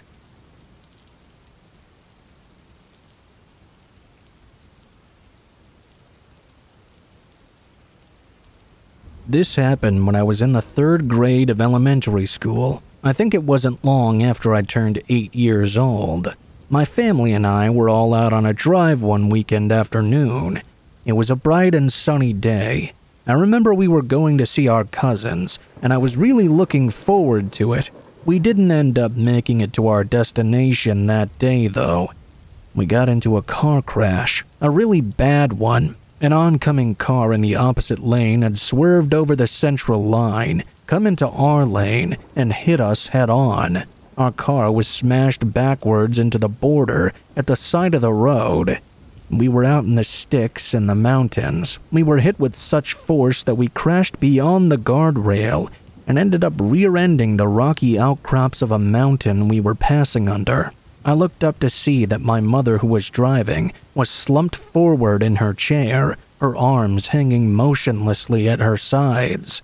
She was still in her chair, my grandma was in the back, and when we finally came to a stop, she had her head against the back of the driver's seat. She wasn't moving. My sister was also in the car. She was laying face down in the footwell of the back seats. She was lying in an awkward position and wasn't moving.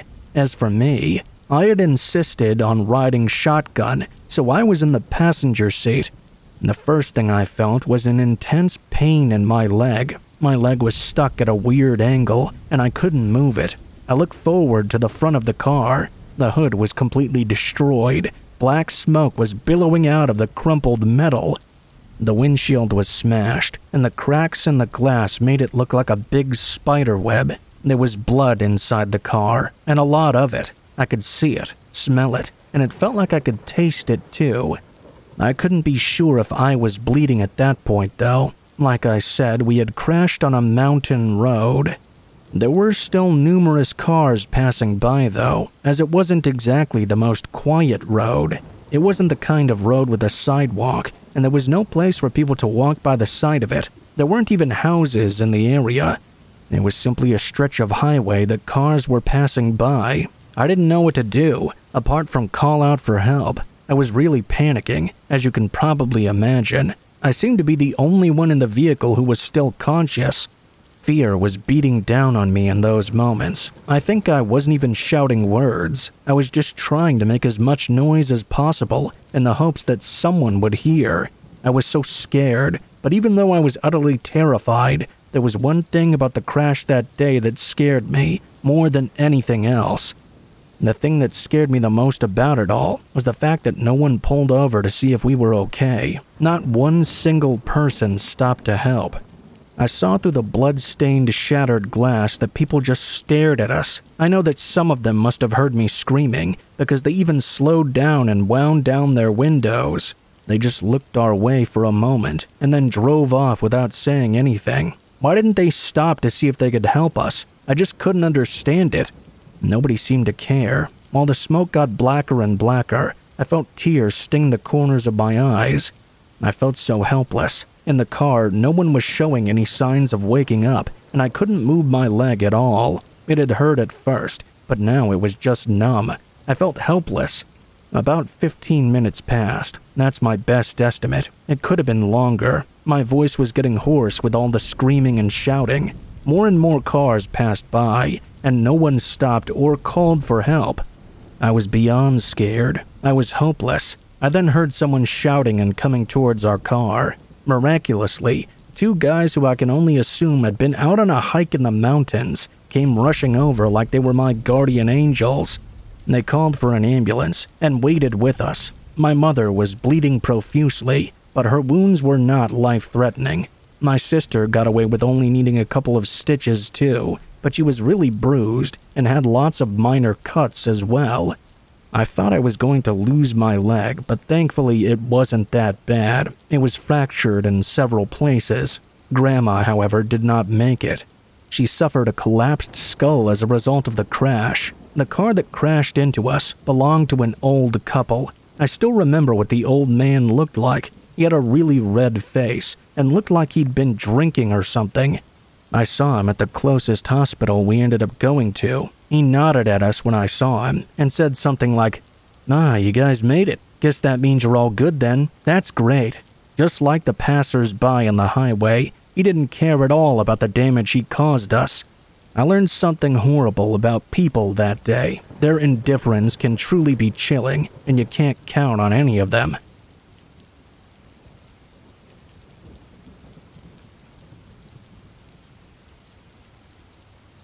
In early September, I started my senior year of high school. I was a bit of a loner and usually kept to myself. I lived in a very rural area in northern Washington state, so it took me some time to drive to school. During my second period of class, there was a student named Keith. I didn't really know him that well, but he never really seemed to bother anyone. At some point, I noticed that Keith was staring at me. I was at the far right desk in the front row. He mouthed a few words to me, but I couldn't understand what he was trying to tell me. As the day went on, I would occasionally see him in the hallways, giving me nasty looks. I tried my best to ignore him, but something about this guy felt disturbing. Finally, it was the last period of the day, and I was just about to leave. I stopped dead in my tracks, though, when I noticed Keith at the end of the hall, staring at me. I acted like I didn't see him, and tried to blend in with the crowd of students who were leaving. As I walked out the door, though, he watched me get into my car. I remember looking into my rear-view mirror to see him standing by the parking lot, watching me as I drove away. By the time I got home, I had forgotten all about Keith's strange behavior. Later that night, though, I received a text from an unknown number. "I know where you live." I didn't know what to think of that, so I ignored it, thinking it was just a spam message. I continued working on my homework. A while later, I received another text. This time, it was much more alarming. It was a picture of me walking into my school. The number then sent another picture of me in the school hallway. Both of the photographs had been taken from behind. Another message then came in. It was my home address. My parents weren't home at the time, so I quickly shut off all the lights in the house and closed the blinds as well. The last window I got to was in the living room. I briefly looked outside to see a silhouette standing in my front yard. It was too dark to see exactly who it was, but I closed the curtains and made my way to the basement. As I waited, an eerie silence settled in, as if something could happen at any moment. The silence was disrupted by the sound of the front door's handle being turned. Thankfully, it was locked, but the fact that someone was trying to get inside was terrifying in itself. 5 minutes later, I began to hear footsteps above me. Whoever was outside had managed to find a way inside my home.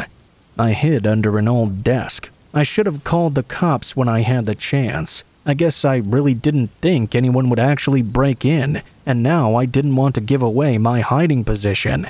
My worst fears came through when I heard the basement door creak open. I could see the light from the upstairs hallway shining in for a split second before it was switched off, plunging the basement into darkness again. It was now silent and pitch black. I heard a voice speak out. It was Keith. "I know you're down there. I can see you. Come out now." I didn't know if he was bluffing, so I didn't move. He slowly walked down the stairs and made his way around the room. I could hear him knocking things over and getting closer and closer. He stopped directly in front of the desk. My heart was pounding a mile a minute. It all went silent again. "I gave you a chance to make this easy. Now you're really pissed me off." At that point, my eyes adjusted to the dark, and I could see that Keith was holding a hammer. Without thinking, I sprung up from under the desk and shoved Keith, sending him backwards. I made a beeline to the basement stairs. I heard something flying across the room and smashing into an old TV by the staircase. I would later find out that he'd thrown the hammer. As soon as I got upstairs, I shut the basement door and locked it, then ran out the front door. I immediately called the police and then my parents. I heard sirens in the distance. When the cops pulled up, I told them that he was locked inside the basement. When they entered the house, though, and opened the basement door, Keith was gone. He escaped by smashing out a window. It turns out I have forgotten to lock the side door, which is how Keith got inside. I told the police who Keith was and showed them the disturbing messages I'd received. 2 days later, I was called into the principal's office. I was told that Keith had been arrested and would never be allowed back to school again. Thankfully, I never saw him after that. As far as what Keith's motives were, he may have had some kind of psychotic meltdown and decided to act on a preconceived obsession of me. It's truly scary. One day he was a perfectly normal guy, and then the next he was in my basement trying to kill me with a hammer.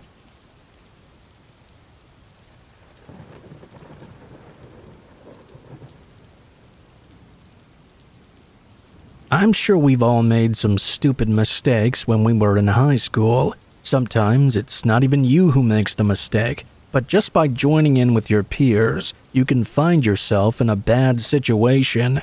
When I was in high school, my friends and I would visit Craigslist and just roast all the weirdos we would find. Trust me when I say there were a lot of weirdos on there.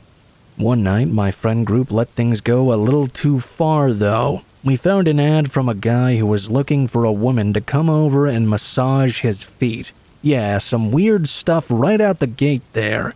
We all pretended to be the same woman named Molly, and we started messaging this guy from a fake email account. This was before the whole catfishing phenomenon was really talked about. We were basically doing that same thing. It just didn't have a mainstream name yet. Even though this guy was a creep, we were still in the wrong for pretending to be someone we were not. My friend Dan was pushing the envelope, though. He was really flirting and saying some things he should not have been saying. It was only a matter of time before the man sent his address. Everyone started laughing, and I also laughed. Really not finding it that funny, finding it more weird instead. But I just wanted to fit in. Really, I wanted this practical joke to end, to be honest with you. Before we could arrive at that, though, Dan wasn't ready to let the joke end just yet. He wanted to visit the creep's house and actually try to get a glimpse of the man. I very much voted against this. but Dan peer-pressured the group, and before I even knew it, we were in the car and on the way to this weirdo's home.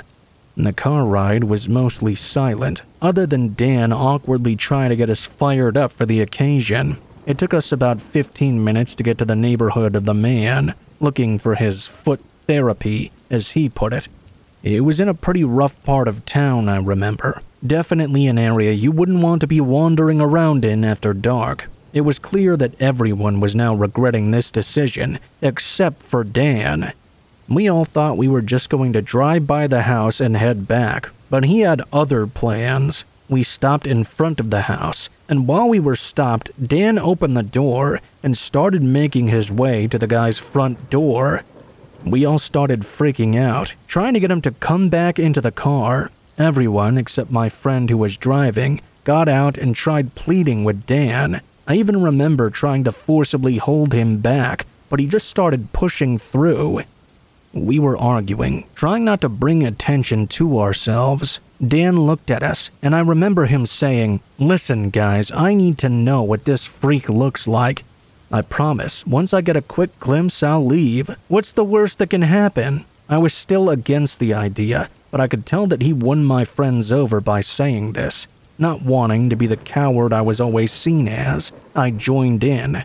As we snuck toward the house, I thought maybe Dan would just peer through the window or something like that. But this absolute maniac went right to the front door. He really was a loose cannon back in those days.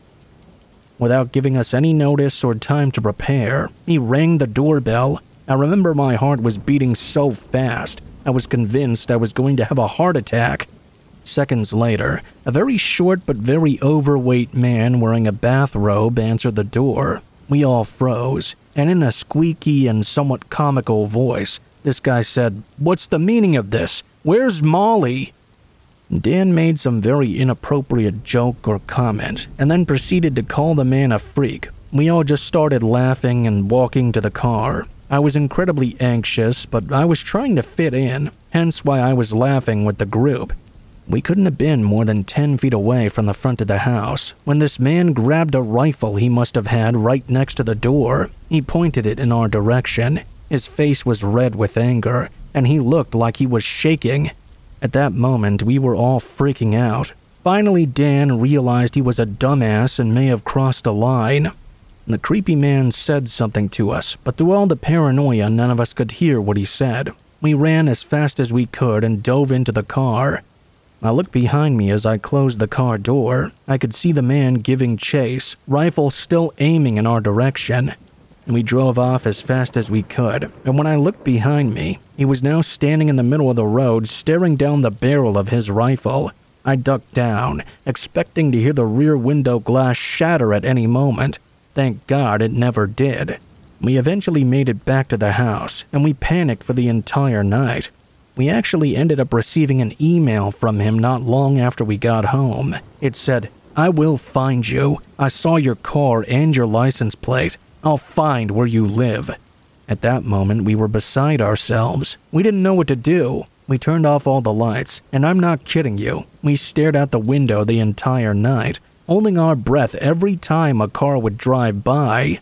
I remember I suggested calling the police, but my friends talked me out of it. They made me believe that we were the ones who would get in trouble if we called them, so we didn't. That was the longest night of my entire life.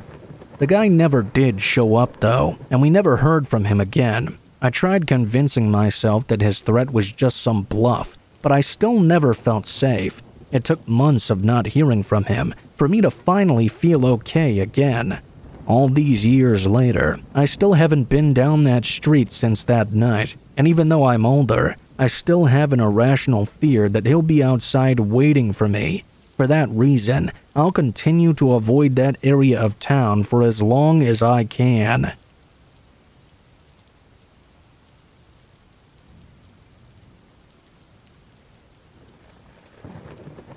I was a security guard for an old building that the government used. It was a big secret what the building was actually used for, though. Some said it has to do with aliens. Others said it was a place to experiment on people. Who really knows? Either way, I drove my Honda Civic down to the lot. I got out and approached the building.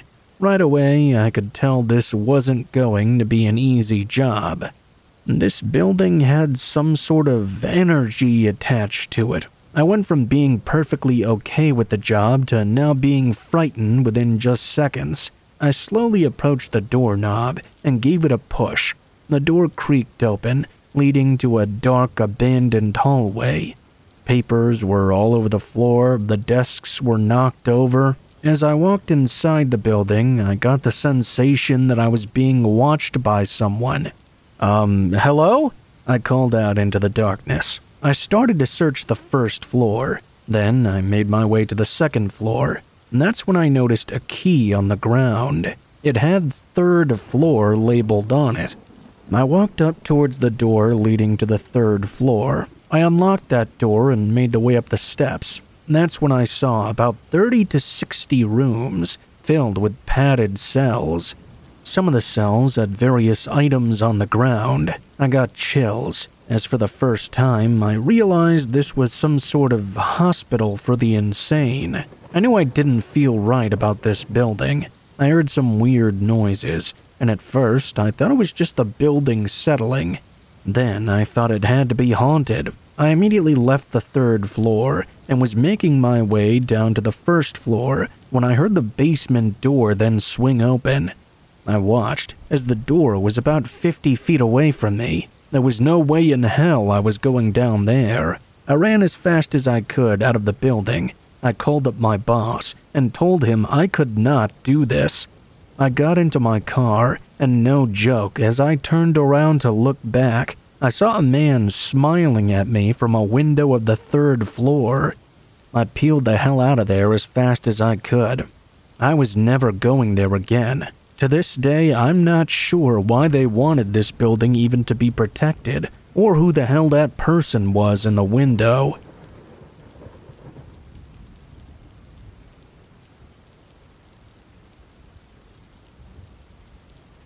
This happened when I used to work in a supermarket. A typhoon had been reported to be approaching our town.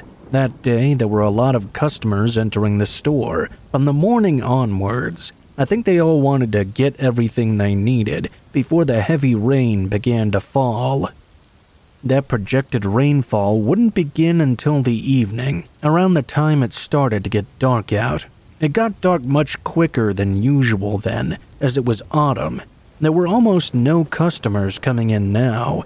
It was quite dark outside. I say almost no customers because some did come in every now and then, but nothing like a normal weekday night. I looked up as I was sorting out the shopping baskets to see a mother of about 30 and a girl about the age of 6 walking in. I greeted them and went back to organizing the baskets by the entrance. While I was looking down, they must have walked further into the store, because by the time I was back inside, I saw them over by the vegetable aisle. Something was a little off about them to me, though. I'll let you know what I found so off-putting. Most people, when they're out shopping or browsing, will look up and down the aisles of products, maybe even reach out to check some items. You know how to shop.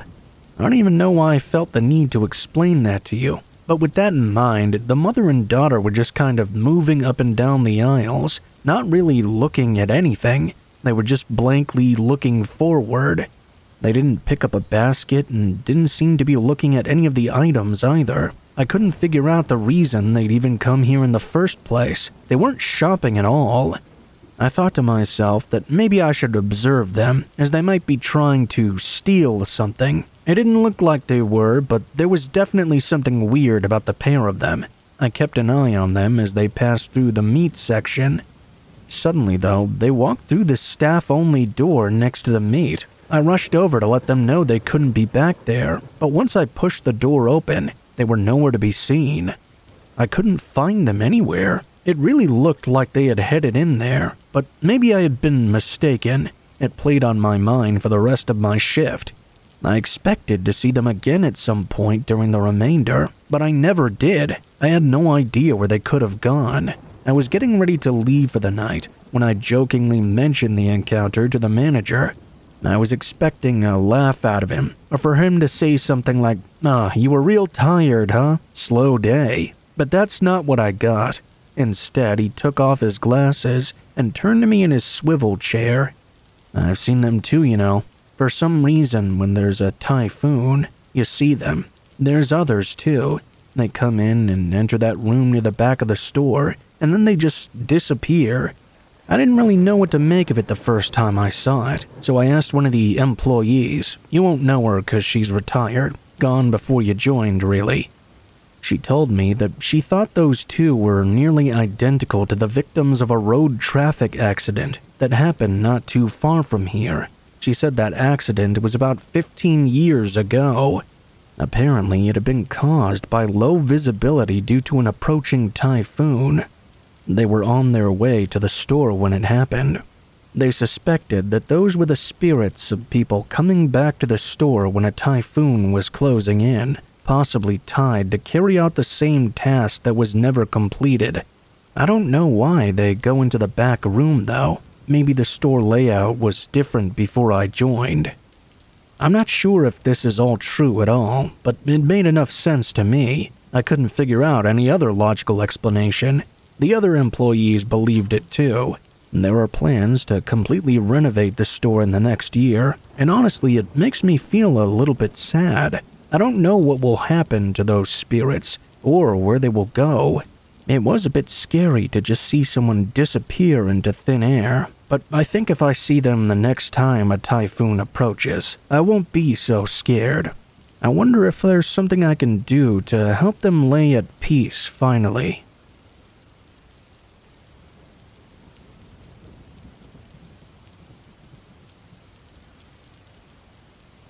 This happened when I was about 7. My sister was 9 at the time.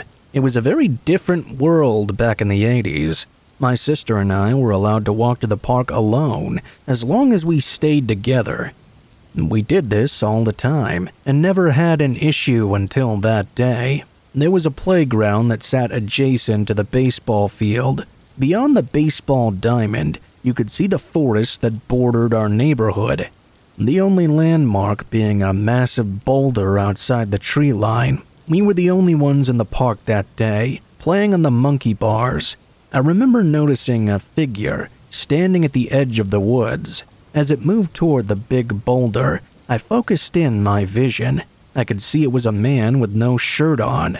He looked like he was out of shape and had long, messy hair that fell down to his shoulders. I honestly couldn't even tell if he was wearing pants or not. When he noticed me looking at him, he beckoned for me to come over. My big sister immediately stopped me. "Don't you dare go over there. Stay away from that guy." I might have just been a kid back then, but my dad had already taught us all about stranger danger. We ran all the way back home and told our dad about the strange and suspicious man. He called the police right away and reported it. A police officer showed up a short time later. After we told our story, the officer turned to my dad and said, "You know, kids, they sometimes make stories up."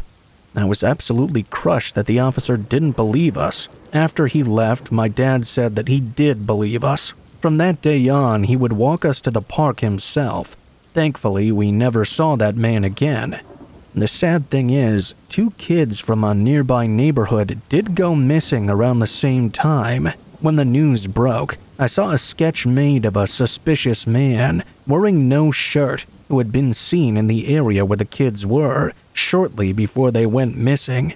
It was the very same guy we'd seen that day. I honestly don't know what became of the missing kids. My parents shielded us from stuff like that, especially after what happened at that park. Who knows what could have happened to me and my sister if that man had managed to snatch us up.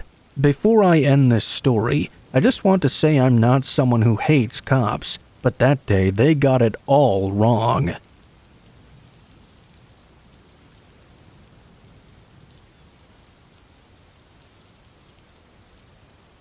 This story is not about a ghost or an encounter with a creepy stranger. It's not even about a near-death experience or something like that. As a matter of fact, I was never personally in any danger during the event I'm about to tell you. Nonetheless, it's a very disturbing memory that I'll carry with me until the day I die. I grew up in a small city, the kind of place you could barely call a town if it wasn't for the number of people living there. Downtown was only a couple of blocks long, and in the middle of it was one of the biggest buildings in the area. It was the local movie theater, named after the city itself. I remember going there when I was very young, about 7 years old, and watching the first Pokémon movie. It was probably nothing compared to the theaters we have nowadays, but back then it was huge for me, and I really loved it. In a few years, I heard the cinema was going out of business. I felt really sad about it. The building was sold to this religious group that used it for their services. You know the type, loud music, huge crowds with their arms in the air, singing prayers while some had seizures on the stage.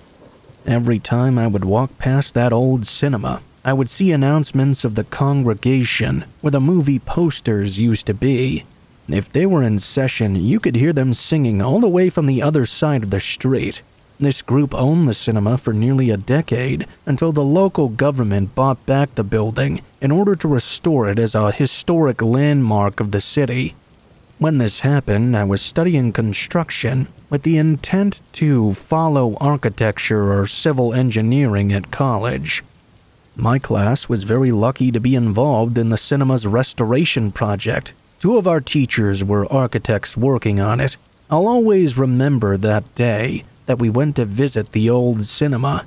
Our class was only a small handful of students. We were all around the same age, so we all shared childhood memories of when the cinema was operational. We ran through the corridors of the auditorium, sat down in the chairs, just like we did when we were little kids. We even began stomping on the wooden floor with our feet, filling the entire room with echoes of our drumming and laughter. A little ritual of sorts that everyone used to do right before the movie. Once nostalgia time was over, we went back to the purpose of the trip and began to survey the building. We were very excited because there was a unique opportunity to go into the places we never would have been allowed otherwise. We made sure to check every last corner, every single room, no matter how far or how obscure. That was when we found below the stage on one of the corners a little door, not very visible, probably because it was meant for maintenance only. Behind it we found a long room filled with rusty boilers and part of the old heating system that was no longer in use. The place was honestly a little creepy, with all those old tanks and pipes crowding the narrow space. What we found past them was what really started to freak us out. This room was small, very small. It was basically just leftover space behind the boilers, yet it contrasted so much of the area around it. It may as well have been from a different place altogether. The walls were painted in a light color, but what really got my attention were the drawings on there. There were rainbows, smiling suns, trees, and flowers. It was very clearly some sort of daycare room. The whole class and teacher gathered to see the discovery. We were all very confused about the strange placing of this room. Okay, we could understand the need for a place to keep kids that were too little to be amongst the crowd during prayer, or maybe the ones of the people who worked there, but this place was just odd. The stage was probably one of the loudest places in the auditorium during services, and it was right below it, so there was no way it would be a quiet place for children. We left the boiler room and continued our tour through the theater. We were puzzled by our mysterious finding, but not really giving it too much thought. Outside the auditorium, there were the bathrooms, both in terrible condition. There was the ticket sales booth and a huge set of stairs that led to a mezzanine in the auditorium. Half of the seats were totally ruined due to a water leak in the roof. I cursed those people for not taking proper care of the building. With all that done, all that was left was the projection room on the 3rd floor. Behind the ticket booth, there was a door that led to a spiral staircase. I don't remember how tall it actually was, but it must have been well over 10 meters of metallic steps without a single resting place.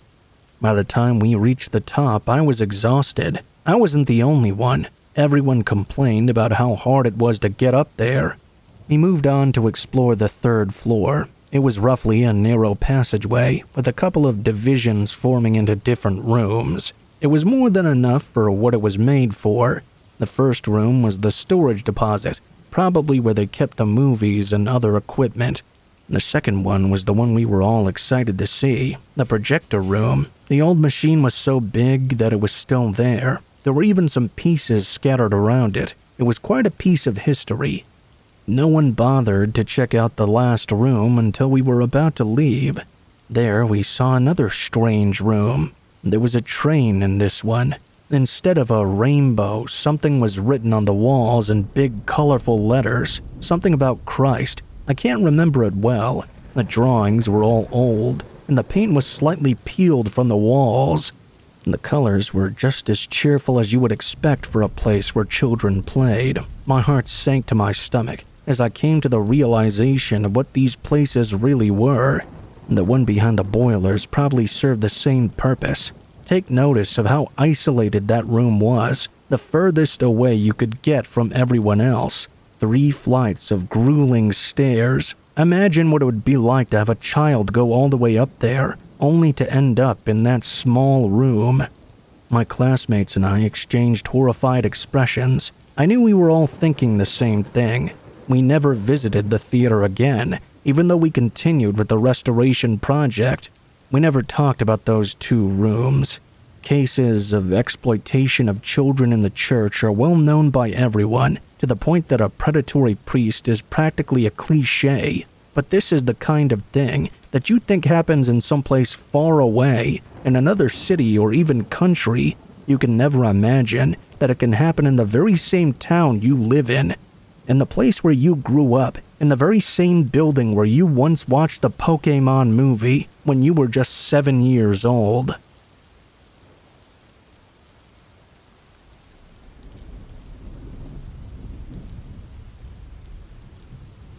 This took place when I was only 18, and I already had some bad experiences with guys in real life. I'm going to leave out real names for privacy reasons. For context, I'm also a woman. There was this one guy who I'd like to talk to in YouTube comments from time to time. He seemed relatively normal during our comment chats, so eventually I decided to add him on Discord. That turned out to be a real mistake, though. Turned out he was actually a huge creep with a weird foot fetish. When we first started talking on Discord, everything seemed perfectly normal until he asked me what my shoe size was. At the time, I didn't really understand what a fetish even was, let alone a foot fetish in particular. After I answered him and gave him my shoe size, he said that he had one, and he went on to tell me that he watched hentai all the time. I had no clue what that was until he told me. After he told me in very graphic detail, I was pretty disgusted with him. It was so weird how he was just talking to me about this stuff right away, and out in the open. And that's some stuff you only share with someone you're really close to. He was in a few of my other Discord servers as well, and he would lash out at me whenever they would get raided. I knew some of his ex-internet friends, but I didn't know at the time that they really didn't like him. The first time one of my servers got raided, the people who raided it went after him specifically. He really took it out on me. I remember one time I couldn't get online because I was at a graduation practice. He texted me over and over and called me dozens of times as well. He called me ignorant for not coming online to talk with him. Eventually, I just decided to delete all his contact information and the server as well because he was spamming me so much. He insisted I be online at every second of the day to chat with him. It was really getting exhausting. I found out soon why his friends hated him so much. Apparently, he was 20 at the time, and he was dating a 14-year-old girl. I found out because he actually told me directly. I didn't know the entire story, but it already seemed bad enough just from what I could get from them. After that, I knew this guy was extremely weird, and I was better off not associating with him. Eventually, though, he contacted me in a different number, and texted me many things. He also called me 21 times one day. He said he wouldn't be so mean to me if we started dating, but of course I declined his offer to date me. He repeatedly contacted me from various accounts, asking me to date him over and over. I ignored the question for a while and tried to just keep blocking him. He kept on messaging me though, and eventually I gave in and told him I would. I was afraid he would flip out on me and what he would do if I kept refusing. We ended up dating for only about 4 days. Of course, the first thing he wanted after we started dating was a foot pic from me. I tried to tell him I really didn't want to, but he kept on insisting I send one and get out of bed. In the midst of all this, I also recall him sending me a picture of his anime girl body pillow and telling me he was a weeaboo, whatever that means. Eventually, I told one of my internet friends about what was going on, and they all confronted him in a group call. After he was confronted for what he did, he told me that he hoped I would die and sent me a video telling me to consider suicide. He also blamed me for making all of our mutual friends disassociate from him. After that, he stopped contacting me for a while. After all this went down, though, I heard from someone else that the same guy still wanted to do sexual acts with me. It still made me feel really uneasy. Luckily, I changed all my numbers and stuff, so I didn't have to talk to him anymore. I also didn't have to deal with him spamming anime feet pics in my Discord anymore. What a real creep he was.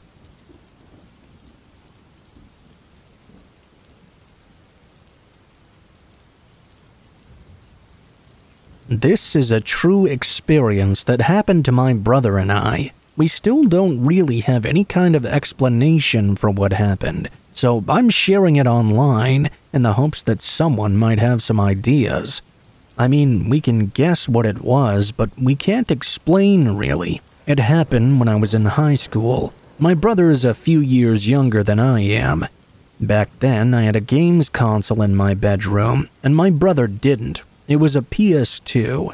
Those really were the days. After lights out, once we heard our dad snoring, my brother would sneak into my room to play video games with me. Sometimes I would let him sleep in my room as well. He would often fall asleep with the game on. I would be in bed by the wall and my brother would be on the camper bed on the floor, right next to my bed. My bed was a little raised up, so I could see the TV even if he was in that bed. On the night this happened, my brother came into my bedroom to play some RPG game called Tales of the Abyss or something. I usually fell asleep before he stopped playing, but for some reason that night I was really restless. I couldn't get to sleep or even feel sleepy at all. I decided to just watch him play for a while. After a while, not sure exactly how long, he shut off the game and turned off the TV and climbed into the camper bed. About a minute after he got into bed, I heard something strange though. I heard this really heavy breathing sound coming from down there. I ignored it, believing my brother was just taking a deep breath or having a cold or something. I don't know. I tried to just go to sleep. It was annoying. I wondered if he was having some trouble breathing though, so I looked over at him. It was too dark to see his face. I could just make out his outline on the bed, and the breathing noise he was making was really creepy. I didn't like it. It sounded like this drawn-out, raspy kind of wheezing that almost sounded like someone holding in a laugh. Laughter being drowned out by the harshness of exhalation. I hope that makes sense. It didn't sound like he was showing any signs of stopping. I laid there for a while, thinking about what to do, and feeling a little unnerved now. I was very concerned. My brother suddenly got up and approached my bed. He whispered something to me that I couldn't quite understand. I didn't know what he was talking about. I replied just so. "What are you saying? It sounds like you're hurt or something. You're breathing weird. It's a bit scary," I told him. I thought it was him who had been breathing like that, but then he said something that chilled me to the core. "It wasn't me. It sounded like it was coming from your bed, but lower." I felt my skin go cold when he said that. There was someone or something in here with us. I hit the light. There was a desk lamp near my bed. When the lights came on, though, we saw the room was empty. There was only us in there. We were too scared to sleep. We didn't leave the room. We just couldn't move. My brother got into my bed, and we stayed there until the sunlight shone through the gaps in the curtains. I have no idea what the hell happened that night, or what it was. It only ever happened just that one time. That creepy, laughing, wheezing, breathing thing. It never did happen again. It's hands down the scariest thing that either of us ever encountered.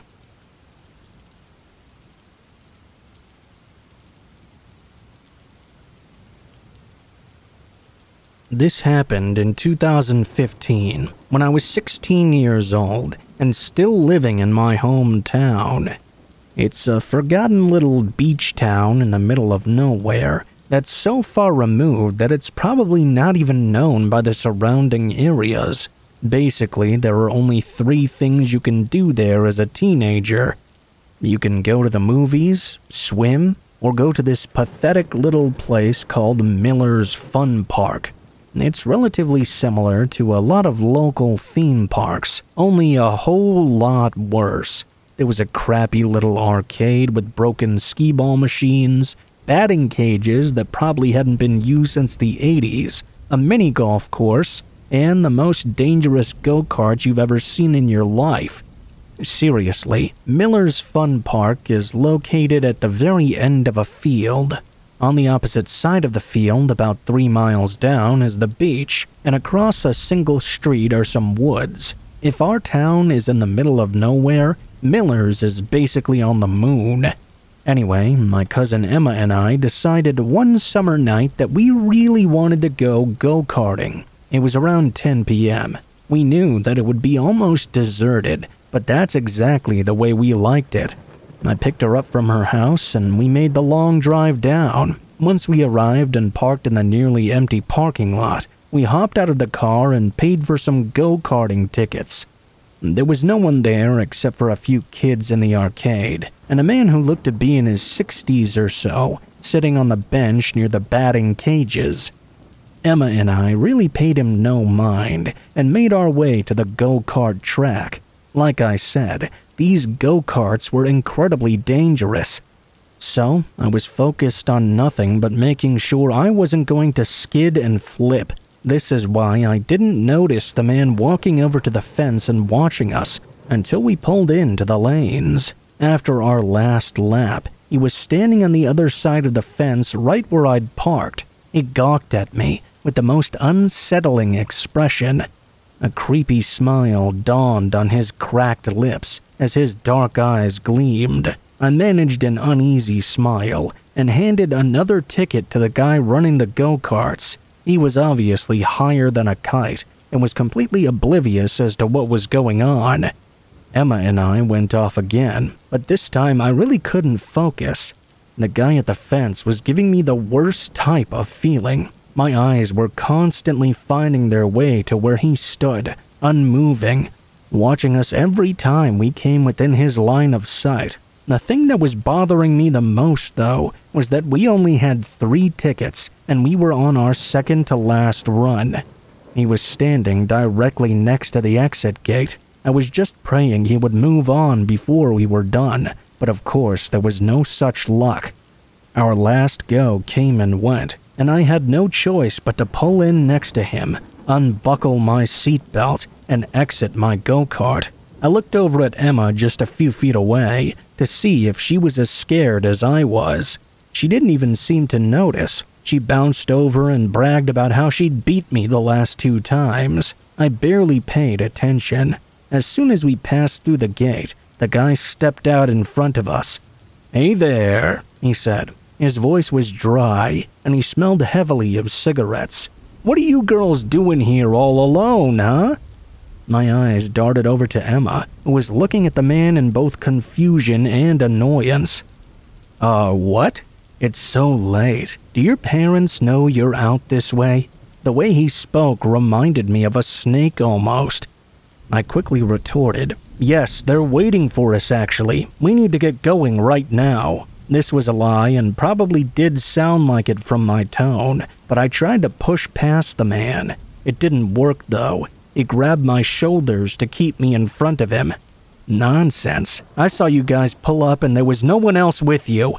My heart dropped to my stomach. Are you heading out now? Why don't I walk you to your car, huh? I looked over to Emma for help. With one swift movement, she pulled me halfway behind her and started sizing this guy up. This was pretty dumb. We were both small, and though she's a few inches taller than me, none of us came anywhere near close to the size of this man. He had to be at least 6'2". Emma didn't seem to care, though. Actually, we were just heading to the arcade. Her boyfriend is going to meet us there. I did have a boyfriend at the time, but he obviously wasn't meeting us there. He wasn't even in town on this day. The man's face immediately changed. His smile disappeared, and he was now glaring at me with a look of annoyance in his eyes. I felt myself start to cower. Boyfriend? Emma didn't give me the time to say anything. She grabbed my arm and we quickly went past the man into the arcade. The kids from before had already left, and only a single employee was in sight. Still, it felt safer in there than it did outside. We ran to the back and hid behind the claw machine. What the hell did we do? I left my phone in my car, and there was no way we were going out there alone. The pothead go-kart guy had already disappeared into the small ticket shack. My friend didn't have hers either. She'd left it charging. We were going to have to make a break for it. He was probably waiting for us in the parking lot somewhere. What about the guy who runs the go-karts? Maybe we could get him to walk out with us? I shook my head. He's higher than Mount Everest right now. I don't want to risk running all the way to the ticket stand for nothing. We really didn't have a choice. We had to go. I gulped. I had never been so scared before in my entire life. Emma practically dragged me out of the exit, looking around to see if the man was nearby waiting. We thought the guy would emerge from the woods or something. Hurry up, get your keys out, Emma instructed. I pulled the keys from my pocket. We were about 20 feet from my car when I stopped dead in my tracks. I stared at my car keys in my hand and realized something horrifying in that moment. I had forgotten to lock the vehicle. Emma, I never locked the car. I didn't lock it. What if... I trailed off, but she knew what I was going to say. She began inching toward the car, and I grabbed her arm to stop her. She pulled away. I'm just going to peek. If I say run, you run. I nodded in agreement. She eventually made it close enough to see inside, but by the way she was squinting, I knew it was too dark to make out anything. My heart was beating out of my chest. What if he was in there? What if he jumped out and attacked her? Or what if we got in and he strangled me to death like in the movies? All of these thoughts were almost drowned out by the unmistakable sound of shoes slamming against pavement. My head whipped around instantly. There he was, sprinting at his full speed, coming directly from the woods. I screamed bloody murder and made a break for the car, jiggling the handle. I realized that in my panic I had locked it. Emma was already on the other side screaming at me to unlock the car. I fumbled with the keys, but managed to unlock the door. We practically threw ourselves inside. I just managed to close my door when I looked up and saw the man standing there, slamming his fists against the window and shouting incoherently. I was sobbing at this point. I barely managed to lock the doors as he went for the handle. He yanked it as hard as he could. Emma was screaming at me to go, and through my tears I shoved the key in the ignition and flew into reverse. The man was still chasing and yelling at us. Even as I reversed out of the parking lot and turned as fast as I could, I was driving like I was still on the go-kart track. I didn't care though. I was so upset that I could barely see the road through the flood of tears. Emma had to grab the steering wheel several times to keep us from crashing. Though obviously shaken up, she managed to hold her tears back and be the rational one out of the two of us. We drove at least 30 miles over the speed limit the whole way back to my house. We didn't tell either of my parents about what happened. Looking back, I wish we had though, because there was seriously something wrong with that man. At the time, we thought they would blame us somehow, so it stayed a secret between Emma and I, something we didn't even talk about until months after the horrifying encounter. It's safe to assume that we never went back to Miller's Park after that.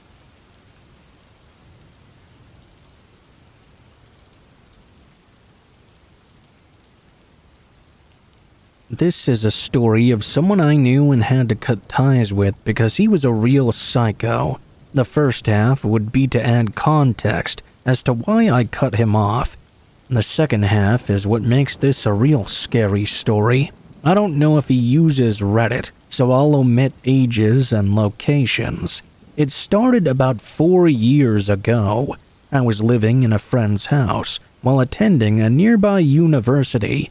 It was myself, my friend, his sister, and their parents. Roughly about 2 weeks into staying there, my friend's sister invited her boyfriend to live in the house too.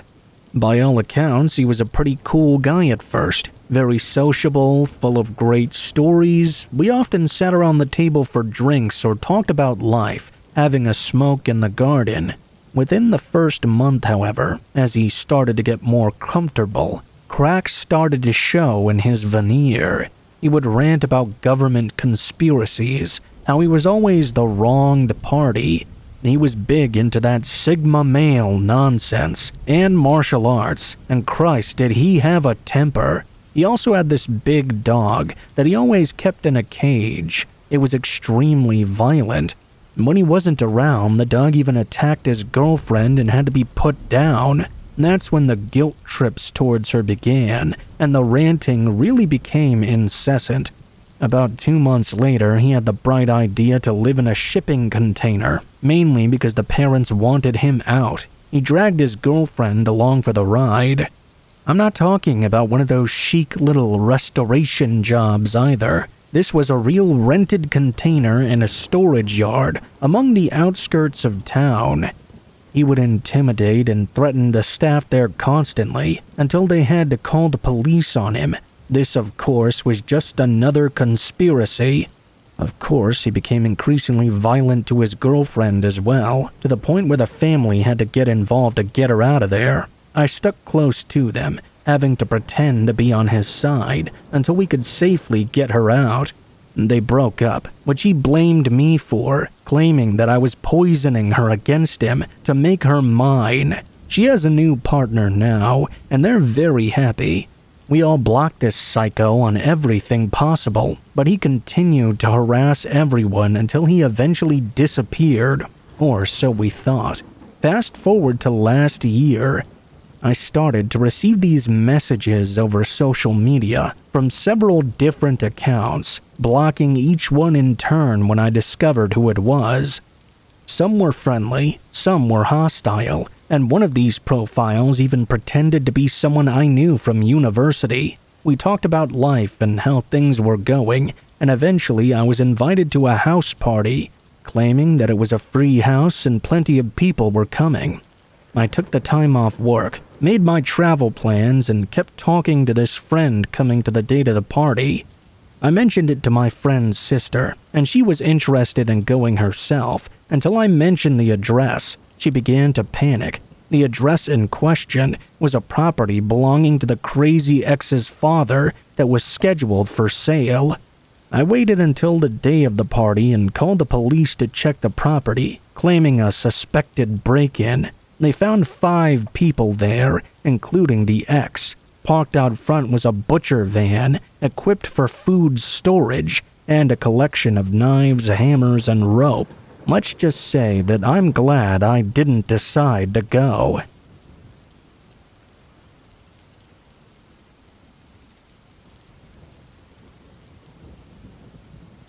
It was around summer of 2007, and I was about 8 at the time. My grandpa and his wife took my little sister and I to this music festival to get us out of the house. I don't really remember that much. I do remember it was a big field with people sitting on blankets that they brought with them, as well as fancy bottles full of drinks. There was a stage about 50 yards ahead of where we were. A band started playing some music that I didn't recognize. The sun had set by now, and the sky had just turned a real dark blue. Linda, my grandpa's wife, stood up and said she was getting something to drink. I asked if I could go as well, since I was pretty thirsty myself, and it was really hot outside. She grabbed my hand and brought me with her. We both got some smoothies. We were heading back to where my sister and grandpa were, when all of a sudden, people started screaming and running. Linda grabbed me and picked me up, making me drop my smoothie. We hid behind a food truck, and I started crying because I was really confused and scared. The smoothie had also spilled all over me, so I was really sticky. I was, and still am, a kind of finicky kid. I also had bronchitis at the time, so I was beginning to wheeze heavily. Linda held me and shushed me gently to calm me down. I hiccuped and tried to calm down. With all the screaming still surrounding me, though, I got scared again. I recall my chest feeling tight. "Baby, you need to calm down, okay? Breathe. Just copy my breathing." Once I was calm enough, and the terrifying excitement died down, we cautiously made our way back. Linda then asked my grandpa what even happened. Apparently, two guys had started arguing when one suddenly pulled out a gun and started going crazy. We sat down on our blanket, and I realized I was still thirsty. Linda went on her own this time to get everyone a water bottle, while my sister, who was about 3 at the time, and myself stayed put. My grandpa comforted me and told me everything was okay. Not even 20 minutes later, though, we heard another single shot and more screams.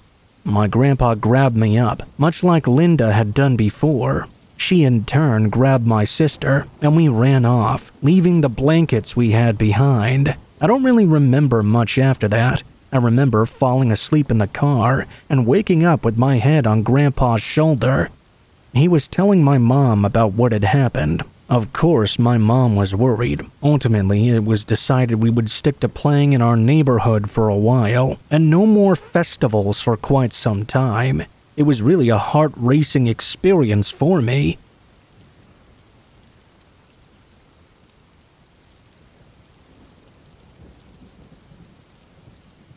I recently had a very frightening experience. It all started when my friend started living alone.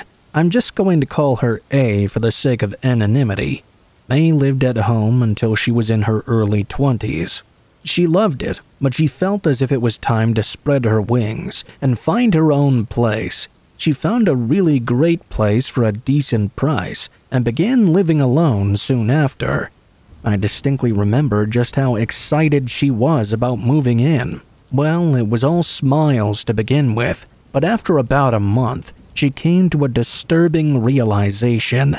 She was being stalked by someone, and she had no idea of the identity of her stalker. When she told me she thought she was being stalked, I thought, wow, that's a bit of a bold claim. I wondered if she was seeing the same person in different places and being a little paranoid or something. After all, she really hadn't said what made her think this was happening. I was proven very wrong, though. When she told me a bit more, I realized it was very serious. Whenever she came home from work, she would always check the mail. Not too long into her life in her new apartment, she found something in her letter cage at the front door. There was an envelope, a blank envelope that must have just been hand-delivered. She said that before she even opened it, she already felt sick to her stomach. She hadn't told anyone besides me or her family her new apartment's address, so she knew this envelope must be hiding some strange contents. She opened it up and read what was inside. "Your underwear color is pretty flashy, you know." That's all that was written in there. When she told me that, I was genuinely worried for her. I thought about how I would react if I found that in my mail. Just how frightened would that make me feel, especially if I had just started living alone for the first time. She received that creepy letter about a month after she first moved in. She asked me what I would do if I were her. I honestly said I would go back home and live with my parents for a while, maybe even for good. Maybe the apartment was the target of the stalker, and that's why the last person moved out. Maybe that's why she'd gotten such a great deal on it in the first place. And that's what I thought at the time. A wasn't interested in going back home, though. Her new place was much closer to work for her commute. She could get to work within 20 minutes or so. If she went home, it would take 4 times longer.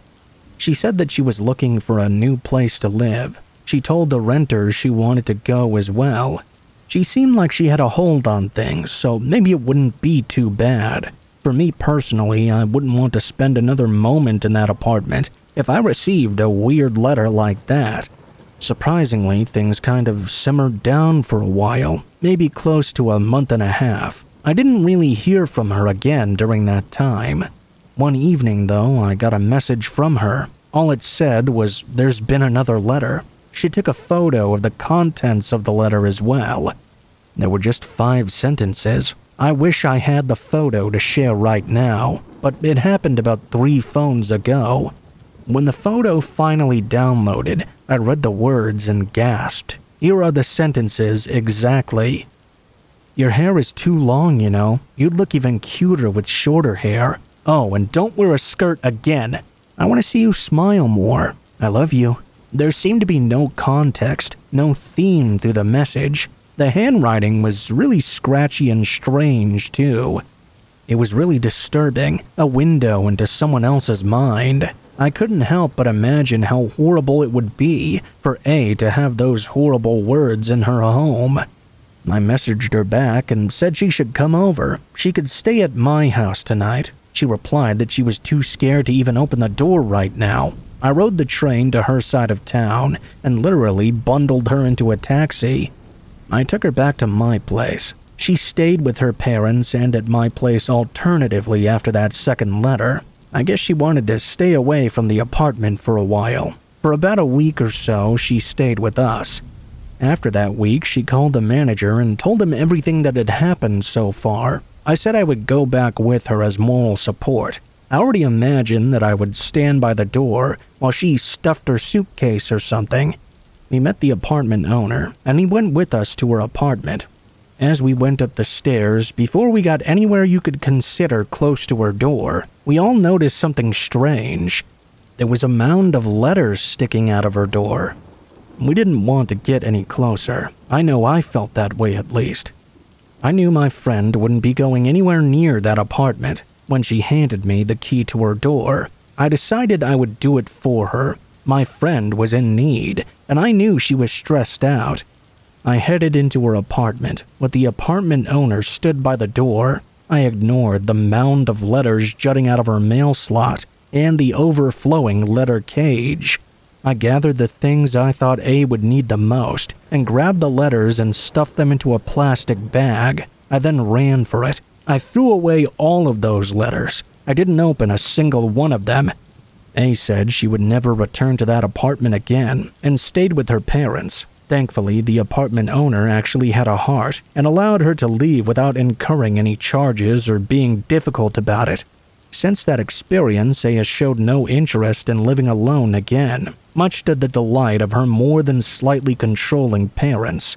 They loved having her back home. They weren't even that sympathetic from what she told me. Maybe they saw it as a lesson she was supposed to learn from, for some unknown reason. She's not just scared of leaving her family home, though. She's now scared of receiving letters or any kind of mail. I guess if you have an experience like that, you can imagine how living alone again would be absolutely terrifying. She seems to be carrying a lot of trauma. It's not nice to see. I get it, though. Those letters spilling out of her door and wedged in the mail slot really gave me the creeps to see. I still dread to think of the content of those letters.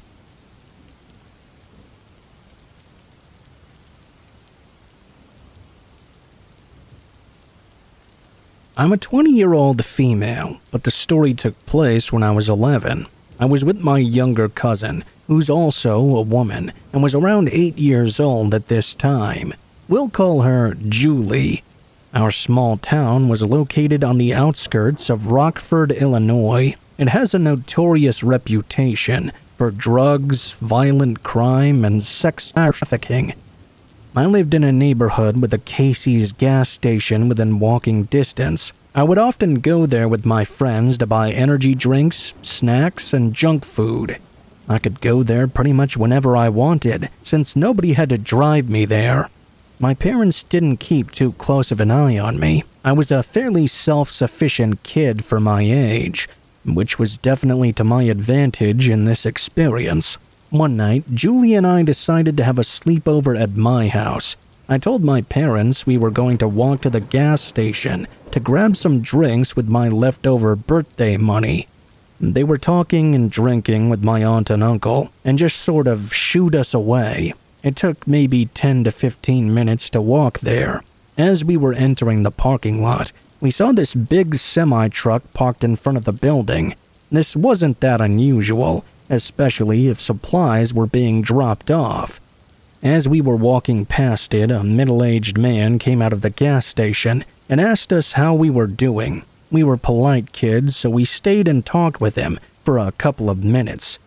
"Do you girls like horses?" We both replied yes. "There are a couple of thoroughbreds in the trailer if you want to take a look at them real quick." Julie got really excited and instantly agreed. She began to make her way to the other side of the truck. I hesitated though, feeling that something was really off about this situation for two reasons. One, there wasn't a diesel pump at this gas station, and this man didn't seem to be dropping off any supplies at the store. There was another gas station that did have diesel pumps less than a mile down the road.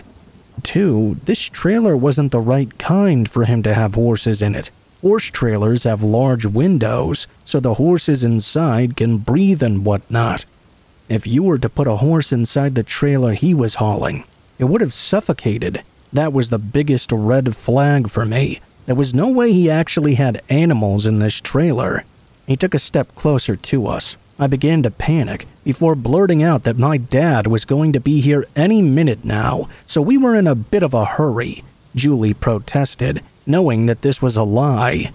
I had to cover this up quickly by saying that he had texted me while we were walking. "Oh, are you girls sure you don't want to see them? It would only take a second," he said. He inched closer to us. I apologized to him and grabbed Julie by the arm and pulled her into the gas station. I didn't stop there, though. I dragged her all the way to the women's bathroom. All the while, she was complaining about not getting to see the horses. I had to tell her exactly why I lied, and when she understood, she went quiet. After 5 minutes, I told her to wait there, and I'd go and see if the man was gone. As I peered through the window into the parking lot, I saw that the coast seemed to be clear. We bought what we came for and left with a bag in each of our arms. It was dark by this point, so to avoid any other interactions with strange people with dangerous propositions, we passed through a field instead of walking along the main road. We both figured that would be the better route from now on. We never told our parents about this encounter because we didn't want them to say that we could no longer go out by ourselves anymore. I know that sounds like a dumb reason, but I figured that if I could sniff out one potential kidnapping, I could do the same if it were to ever happen again. I was a strange kid. I really loved books and movies and shows related to kidnapping. The point is, I felt like I could handle this situation if it ever came my way again. Now that I'm older, I know that mindset was incredibly stupid, since I'm now aware of the gamble I was taking. I'm lucky that was the only time I had ever felt unsafe there.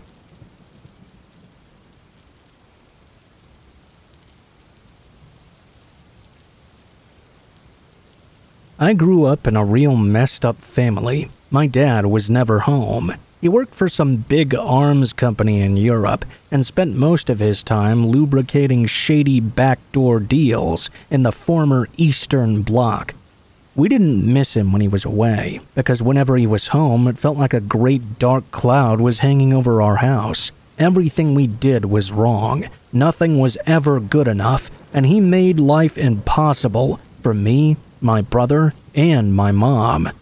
My mom gave up on trying to parent us when she realized how rotten we both were, my brother and I. I mean, she spent most of her days either drinking or high on Valium, and only ever emerged from her bedroom whenever we were being too obnoxious and loud. My brother, my older brother, liked motorcycles and spent most of his time either riding them, working on them, or buying them. Me, on the other hand, I found an even more dangerous hobby. If my brother worshipped speed, I worshipped self-destruction of all varieties. I took up smoking, started cutting, and with my hefty monthly allowance in hand, managed to become acquainted with some of the city's less scrupulous purveyors of narcotics. From the age of around 14 onwards, all I was interested in was chasing that next high. After 2 years of frying my brain with almost everything I could get my hands on, I suffered a kind of psychotic break and attempted to burn down my family home with my mother and brother asleep in their beds. First of all, nobody was hurt, thankfully. I'm eternally grateful for that. The fire spread quickly, and the amount of structural damage it inflicted to the home was catastrophic. My family was furious with me, obviously. We had to find some new place to live while extremely extensive repairs were being done. Only it wasn't going to be we. My mom and dad had suddenly decided they were going to find a hotel, maybe a rental home once they were settled. Me, though, I was headed to Jamaica. Now, I know what you might be thinking. Jamaica, as in the tropical island paradise? How is that a punishment at all? Well, if you put down your stereotypes for one moment, allow me to give you a brief but informative lesson in geography. Yes, lots of Jamaica is palm trees and white sandy beaches, but on the southwestern coast, the scenery changes quite dramatically. You go from something that looks like a tropical paradise to something that looks more like the Texas plains. That's the part of Jamaica I ended up going to, because I wasn't there for a vacation. I was there for a behavioral rehabilitation program. It was so harsh that it was literally illegal to run back in the United States. The program was run by 2 Americans out of a place called Tranquil Bay. Really turned out to be just about as ironic a name as they could have picked out. It cost $20,000 to send me there for 6 months. That's some people's entire salaries. I should have come back in time and invented Google for that kind of money. Instead, I soon found out they had next to no idea what they were doing. I remember having to go to a doctor in Utah first, who cleared me for international travel. Just over a week later, my dad was driving me to the airport, and I was trying not to cry. I was pretty bad like that, just completely spoiled. I could have easily killed my mom and brother, but I thought a few tears might cause my dad to turn the car around. Little did I know that 20 grand had already been transferred. I was going to Jamaica, even if he had to fly me there himself. When I landed at the airport, there was someone holding a sign with my name on it. I followed them to a car, and they drove me about 3 hours to pretty much the opposite side of Jamaica. We went out into the dusty hills, and it was there that the Tranquil Bay facility was located. After being taken inside, I was given my induction. The people were kind of nice and welcoming at first, but explained that was the last time they'd act like that with me until the day I graduated. When my program started, I'd be at level 1, which meant I'd be treated like crap. As I advanced through these levels, my treatment would supposedly get better and better.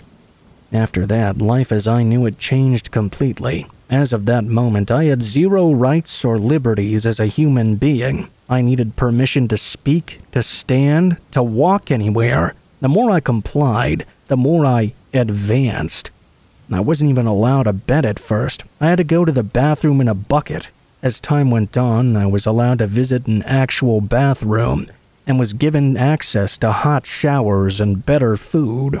It might sound harsh, but it also might seem like a functional system to your crazy parents who sent you there for a ton of money. After you've reached the 6th and highest level, you get to go home. But that's not how things worked out. My parents had paid for just 6 months, but I ended up staying there for more than a year. My parents had to pay out an extra 15 grand for the pleasure. I did everything I could to try and get home within that 6 months, but the program leaders did everything they could to sabotage me. They used just about any reason to demote you a level or two. It was all a scam to keep kids there longer than they needed to be. Anyone who rebelled or talked back in any way was punished heavily. It was with menial stuff at first, but if you persisted, you were made to do some really nasty stuff. I never did anything to warrant the harshest of punishments, so I don't know what they were. But I know that kids regularly got very ill or even injured after it. That was the best incentive to stick with the program. When people ask what the standards of living were like, I tell them that for anyone below level 6, it was worse than a US prison. At least in prison, a certain standard of hygiene is enforced, and prisoners get access to proper medical treatment. We had neither of those. The bugs were the worst part, though. Almost all the accommodation blocks were infested with mosquitoes and sandworms and various other insects. Everyone below level 6 was coated in bug bites almost all the time. It wasn't much better for the staff either. Anyone below level 3 wasn't even allowed to wear shoes, and we were only allowed cold showers once a week. This meant that bug bites on the feet would soon get infected. This happened to me personally. The kids called it fat foot because it would cause your foot and ankle to balloon to double their size. You might think that would warrant a trip to the hospital, but no. They just give us some antibiotic cream and some painkillers, then make us go about our day as usual. At the lower levels, fights were also really common too. You put a bunch of brats together in near prisoner of war camp conditions, and you can bet your bottom dollar they'll lash out at one another. You might think the staff would want to stop things like that, but the truth was it was very useful to them. It allowed them to knock down any offenders down a few levels, ensuring their parents' continued financial cooperation. It also served as a great way of enforcing discipline in the higher ranks. You mess up and you'll be right back to fist-fighting the other kids to be the first to use the bucket in the morning. Now, long story short, I did manage to get out of there, but only after I convinced my mom the whole thing was a scam. If she hadn't listened to me, I don't want to imagine how much longer I could have been trapped there.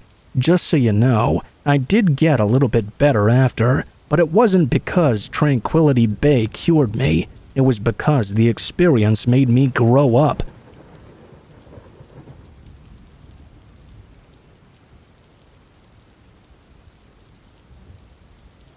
It was 2014. I was 12 when this happened.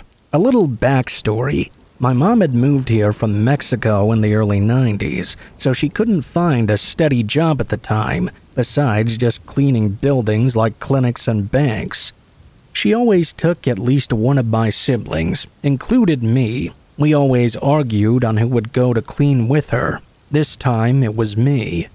We finished cleaning 3 banks. The 4th was always the last one. We'd usually get to the 4th bank at around 12 a.m. or so we'd always have to be cautious of druggies and other dangerous people who'd be out in the streets at night. They always seemed to assume that we could get them access to the machines which stored all the money. I was almost finished vacuuming and switching the bags of trash cans on this night when my mom handed me the keys to the entrance. She told me to wipe the windows outside. I was a bit hesitant because I'd never gone outside alone to wipe down the windows. I reluctantly agreed to go, though. I made my way out with a bucket and window wiper. That was when I heard a grown man screaming outside. I paused for a moment to listen for the man again, but I didn't hear anything. I was afraid to go outside, but I knew if I came back inside without wiping down the windows, my mom would scold me. I just bit the bullet and went out there. I dipped the window wiper in the water and started wiping away until I heard the same scream coming from off to my right. It sounded like it was getting closer. I know what you're probably all thinking. Why didn't I just drop all my shit right then and there and run inside? Well, being raised in a Hispanic household, my mom always spoon-fed me examples of family members not fearing danger. I was not going to let some maniac scare me from finishing my job. Of course, that all changed when he rounded the corner. He was huge and had a crazy beard which hung down to his lower chest. He had eyes as if he was on PCP. I froze, hoping he hadn't noticed me, but of course he did. At that moment, his mouth opened wider than I thought was humanly possible. He let out a yell so loud, I thought it would have been able to shatter the windows all around me. Have you ever seen the movie Veronica? If you have, then maybe you remember the scene where Veronica let out the scream after playing the Ouija board. Yeah, it was just like that. I fumbled around in my pockets for the keys and tried to open the door. I mean, damn, why couldn't my mom give me one pair of keys instead of 20 different ones on a ring? The man was slowly moving closer to me, no more than 15 feet away now. I finally unlocked the door, grabbed my shit, and ran inside. Right as I was about to shut it, though, the man latched onto the handle, trying to pry it open. I slammed my foot against the door on the right and pulled with all my might. I managed to slam the door closed. That's when the man, with so much malice in his eyes, yelled once more. He glared at me before walking back into the night. I got back into the building. Somehow, my mom hadn't heard a single thing. She was scrubbing the toilets in the restrooms. I didn't tell her what happened because I was in shock. We finally finished, and on our way out, she noticed handprints on the glass of the door. She commented on how much of an awful job I did. Needless to say, I never washed the windows again after that. We still pass by that bank every once in a while, and I can still sometimes hear that man's screams of anger. That was truly a terrifying time.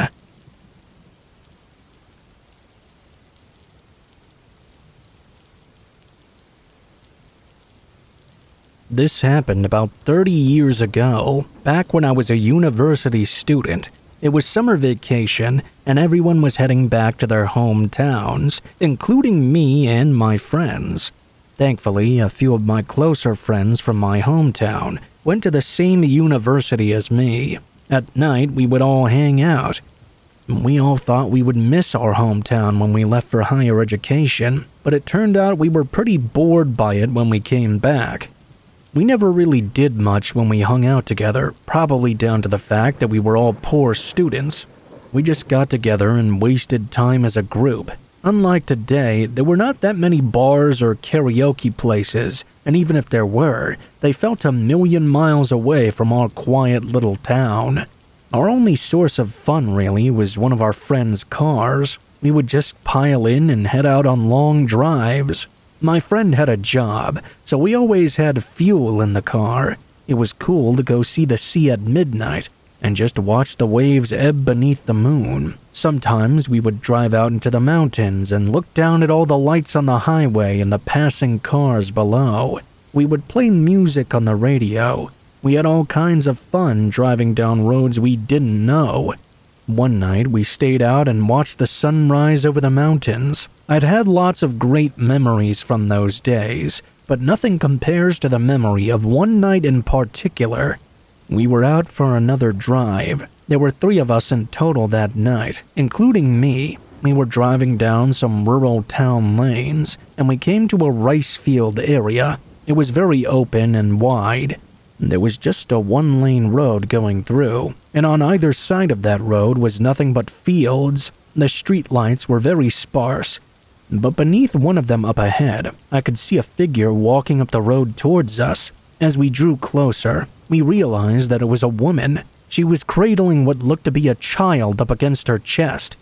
The woman twisted her body to shield the child from the light of our car's headlights. She was dressed in white, and she had long flowing hair.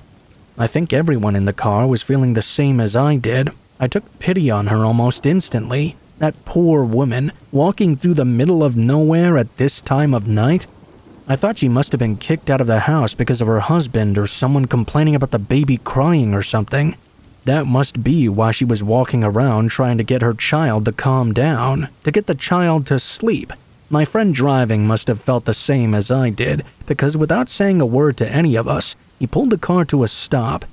He then said he was going to offer her a ride. He offered and she accepted. She hopped in the back and sat behind the driver right next to me. I opened the door for her since her hands were occupied. My friends asked where she was going, and she replied to just go straight ahead. It was really quiet in the car after. A little awkward, actually. I thought to myself, oh great, at least the baby's asleep now. I looked over to check, and that's when I saw something terrifying. She wasn't holding a baby at all. A chill ran down my spine when I realized what she was holding. It was an urn, pressed against her chest and tucked into the crook of her arm like a baby. I think some of my friends must have realized too. The car was dead silent. We kept driving straight into the darkness ahead. Just go straight, please. That's what she asked us to do. That's what we did. I didn't think any of us wanted to break the silence. I don't think we could have. It was just all so creepy. Once I saw the urn in her arms, I couldn't bring myself to look at her anymore. I didn't know if this woman was going to do something strange. After a while, though, I noticed she was staring at me. I could feel her gaze upon me. I really wished my friend had never picked her up at all. I don't remember how long it took. Seconds seemed to crawl by, but eventually she said in a very small voice, "Stop here, please." This road and the road we'd picked her up on were barely any different. We were still in the middle of nowhere, with wide open fields all around, and no houses anywhere in sight. My friend did as she asked, though. He stopped the car. She opened the door and got out and left. We didn't know what we should do. If it happened now, and if I was the driver, maybe things would have been a little different. She headed off behind the car, seemingly back toward the direction we'd just come from. My friend started the vehicle again. I looked back to see the woman twisting her body to shelter what we now knew was just an urn from the lights of our car's taillights. No one said a word. We just drove off. We never went to that area again. No one had to ask my friend to drive us home either. He just knew to do it instinctively. That night, he drove faster than usual. Even to this day, when I go back to my hometown and I bump into one of those old friends of mine, it feels as if no one wants to talk about that night. No one likes mentioning it or that woman. I often wonder about the woman's identity, though. I wonder why she was walking up and down that narrow road in the dead of night. Did she lose her child? Was that the place she lost her child? Every time I think back on that night, I feel sorry for that woman. She must have been miserable. Our actions could have maybe been a little better that night. For instance, we could have called the police for help or driven her someplace else.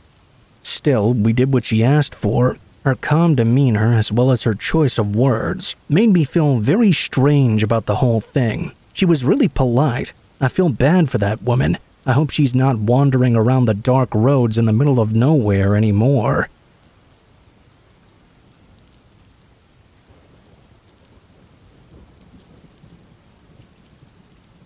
In college, I lived with 3 roommates. It was Thursday night of midterms, and my one roommate and I were up late in our rooms studying. The third one went out to drink, because he was all done for the week. Well, around 3 in the morning, I was still in my room at my desk studying away, when out of the corner of my eye I saw a figure in my doorway. Up to this point, I'd had my headphones on, so I couldn't hear anything. I quickly ripped them off and turned toward my door, only to see my one roommate who was in his room studying all night. You'd think my nerves would be calmed at this point, but he had this half-confused, half-scared look in his eyes. I asked him what was up, and he responded with, "Look who's in our kitchen." My nerves were still on full alert as I stepped out of my room and into the kitchen. It was dimly lit due to college students not replacing the other 5 bulbs that burnt out. I could see someone facing away from us, leaning over our table. Initially, I thought it was our third roommate, just getting drunk and coming home from a long night out. When I placed my hand on their shoulder and turned them around, though, I realized I was wrong. Instead, it was an older friend of ours. Right away, I noticed they were covered in blood. Not only was there a pool of blood on the table and floor, but it was also pouring out from where his lip was once attached. I say that because it looked as if someone had taken his bottom lip, cut it from one side to the other, and flipped it inside out. Seeing the way it dangled there was horrifying. Immediately, I told the other roommate to grab some towels.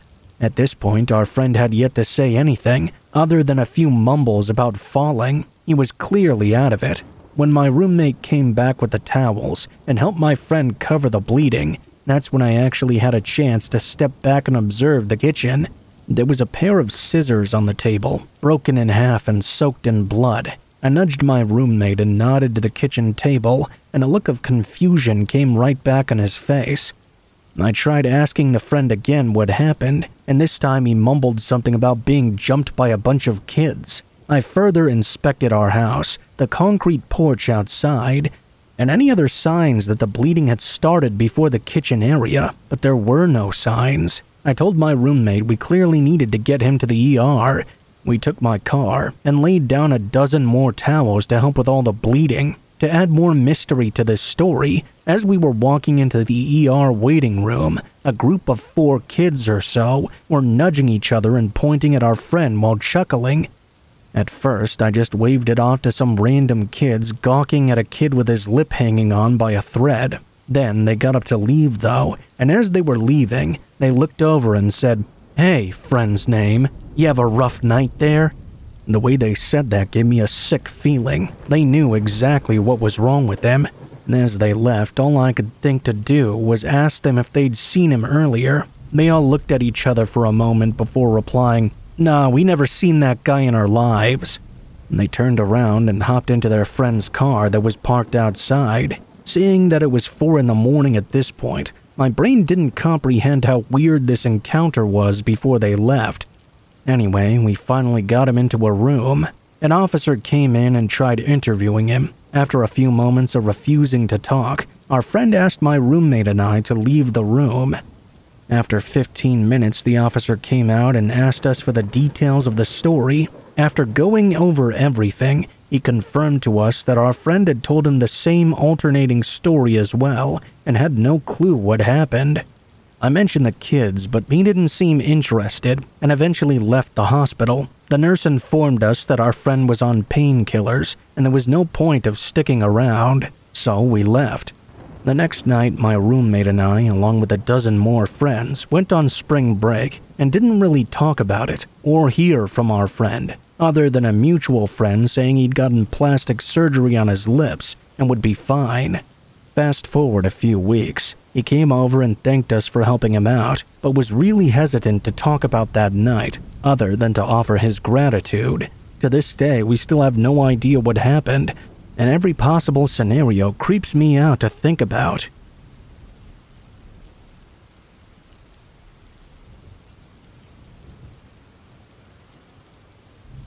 I used to work nights at a 7-Eleven in the countryside. It was somewhere in Saitama, Japan. I won't say the exact location, but 7-Eleven is pretty much the same all over really, just with more or less people coming in depending on where you are. Being in the countryside, mine obviously had less people, mainly delinquent biker kids stopping by for cigarettes, or people on their way home after work or something. There was one customer, though, whose memory will haunt me forever. As I said, my 7-Eleven was in the countryside, so it was basically the brightest thing around as far as the eye could see at night. The day this happened was a quiet weekday night. I think Wednesday or Thursday, perhaps. I've always found that those 2 days tended to blur together the most. No one had come in for over an hour now, and I had done all my nighttime duties for basically the entire night. I was working alone, as I very often did. The volume of traffic at night in this particular location could never justify paying another person to work there. I was just lazily wiping the counter for the 5th time that night, just listening to the cicadas and crickets chirping outside. I was so focused on my wiping that I didn't even notice a figure at the window staring in at me. I jumped in surprise upon looking up and seeing him, and did a polite nod. It was a wrinkly old man with these unsettling and dead-looking eyes. Unusually, he did not return my greeting gesture. Instead, he just kept staring at me. I think it was about 3 a.m. or so. What was this old man who was pushing at least 75 years old doing out here so late at night? It's not exactly unheard of, I suppose, but he wasn't actually doing anything apart from staring at me. He had not made any attempt to enter the store either. I was starting to get really creeped out. The outside of our location was pitch black and extremely quiet. Like I said, I hadn't seen any customers in over an hour. In fact, I hadn't even seen any cars passing by the road in that long either. Another thought then occurred to me. There were no cars in the car park, and there weren't any houses nearby for miles. Either this was a ghost, and I didn't really believe in ghosts at all, or it was a suspicious person. I couldn't really think of anything else it could be. If the man was a ghost, he was very solid looking for one of those. The longer he stared at me, the more creeped out I felt. I came to a decision, and I'm not really proud of it. I figured that if the man wasn't going to come inside the store, he was not a customer. And therefore, whatever was going on with him, I should just put it out of my mind. I pulled the blinds down over the window he was staring in from. My hand was shaking as I did so. It was so eerie, being mere centimeters away from his face, with him staring into my eyes the whole time. I just couldn't look away. The old guy didn't even budge a single inch, despite me being so close to him. I felt all the hairs on the back of my neck standing on end. I could see his chest visibly moving up and down, so obviously not a ghost. After I'd closed the blinds, I went back to the counter and stood there very uneasy. Was the man going to enter or not? I really didn't know what to do. It felt strange just leaving him out there. The creepiness of the situation had put my mind in a bit of a panic, and I wasn't really thinking straight.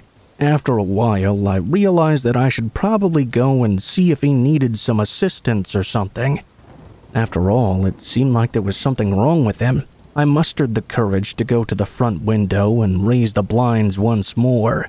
To my surprise, the man was still there. We were locked in a staring contest that I just couldn't look away from. His eyes kept getting wider and wider.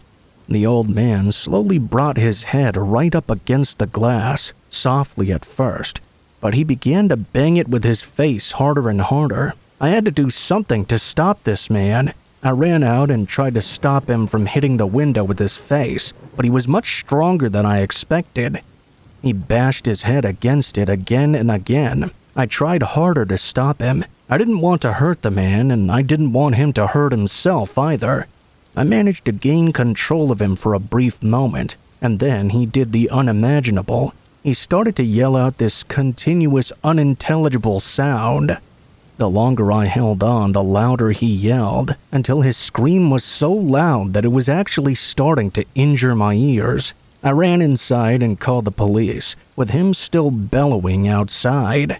I tried my best to explain this strange situation as I could. I was extremely shaken up by these events.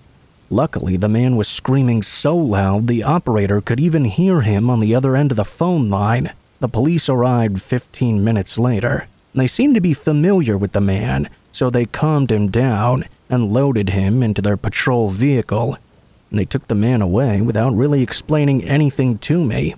About half an hour later, they came back and explained to me that the old man lived in a care facility about 10 minutes away by car. That meant it was 30 to 40 minutes away on foot.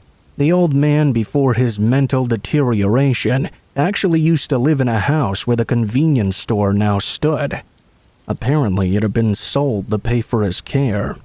He actually escaped from time to time to try and go home, and couldn't understand why his house was no longer there.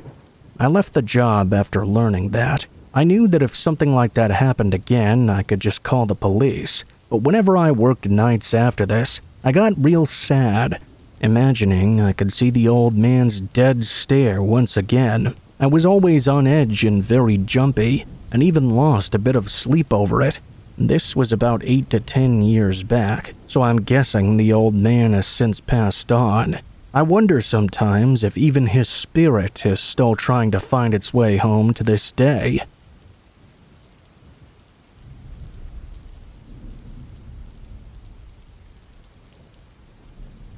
I'm uncomfortable sharing certain details about my story, so I'll be purposefully vague. This story happened back when I was in middle school. Against my wishes, my mother had enrolled me into an after-school program called ELP, which stands for Extended Learning Program. I already hated school enough, and being forced to stay there for an extra hour just pissed me off. I would usually get out at 4, but with that program, I was stuck until 5. I did well in school and didn't really need the extra time. My only guess is that my parents wanted to keep me out of the house for another hour. My house was a short walk away from the school, so I would usually be back by 5:20 at the latest. On the day in question, a huge storm passed through our town during the school day. When 5 o'clock rolled around, there was still an overcast sky, which made things much darker than usual. As soon as I left the school grounds, I noticed this suspicious old station wagon moving very slowly down the street toward me. Maybe it was just a confused grandmother of one of the students or something, unsure of where the drop-off area was. I simply did my best to ignore it and continue on. It wasn't until I was a block down the road that I realized this vehicle was very specifically tailing me. I looked behind me to see something truly terrifying. Behind the wheel of that vehicle was someone wearing a white mask with a smiley face drawn on it. I should have taken off on foot then, but instead I just stood there like an idiot as the car approached me. Soon, the wagon came to a stop next to me. I looked directly at the driver's creepy mask before a muffled voice spoke to me. I didn't respond. "Need a ride, kid?" I looked to the ground and shook my head. When I looked back, I was horrified to see that the driver was now pointing a gun at me. I took a few steps back. The driver then pulled the trigger, and I heard a loud clicking sound. "You're dead." The wagon then took off down the street. I stood there in total shock. Some jackass thought it funny to point a gun at a 14-year-old kid. I ran home and immediately told my parents about what happened to me. The police were called, and apparently they ended up finding and arresting the man a couple of hours later. He was outside a grocery store. Apparently he suffered from schizophrenia and had gone off his meds. The gun he pointed at me was real, but it had not been loaded. Needless to say, he was locked up in a facility indefinitely until his treatment made him better.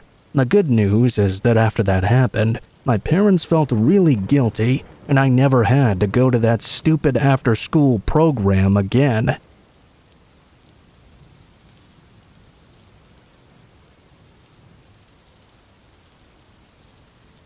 This happened back in the late 90s. I was around 9 years old, I believe. To give you some background information, I grew up in a cul-de-sac toward the back of my neighborhood. Our school was only a mile down the road. The only crimes I'd ever heard about was when high school athletes would prank their teammates by covering their cars with toilet paper and Cool Whip or something. Needless to say, our parents were never really all that worried about our safety. I remember I was sitting in my front yard, waiting for my friend to get home from soccer practice. All of a sudden, I heard a woman scream from somewhere close by. I looked over to see my next-door neighbor, Heather, running as fast as she could down the street and crying hysterically. She flew past me into her house before I could even ask what was going on. When I looked back to where she came from, I saw a white vehicle cruising down our street slowly. The vehicle looked severely rusted and beaten down as well, the kind of thing that wouldn't have looked out of place in a junkyard. Through the tinted windows, I could just about make out a shadowy figure in the driver's seat. The car's engine revved up, as it sped off and disappeared. I didn't really see any details of the driver's face. However, I could tell they were looking directly at me as they took off. Even at my young age, I knew something threatening when I saw it. Once the initial shock wore off, I ran inside. I don't know why I didn't tell my parents about the incident. I just kept telling myself it was none of my business. Maybe it was Heather's boyfriend and they got into a fight or something. If she really was in some kind of danger, I would leave it to her to tell someone about it. A few days later, I overheard my mom talking to a friend of hers about someone that was apparently trying to lure kids into a white vehicle in the next subdivision over from ours. I remember cutting into that conversation and saying, "Mom, do you know if it was really a white car? Because I saw Heather the other day running away from someone in a white car." They completely ignored me, saying it was rude to interrupt their conversation and I shouldn't be joking about such a serious thing. Honestly, not much happened after that. Again, this was many years ago. To this day, I believe that I witnessed Heather only mere seconds away from being abducted by whoever that was. I don't recall if they ever apprehended the suspect. All I can do is hope they were never successful for their further attempts to attack someone.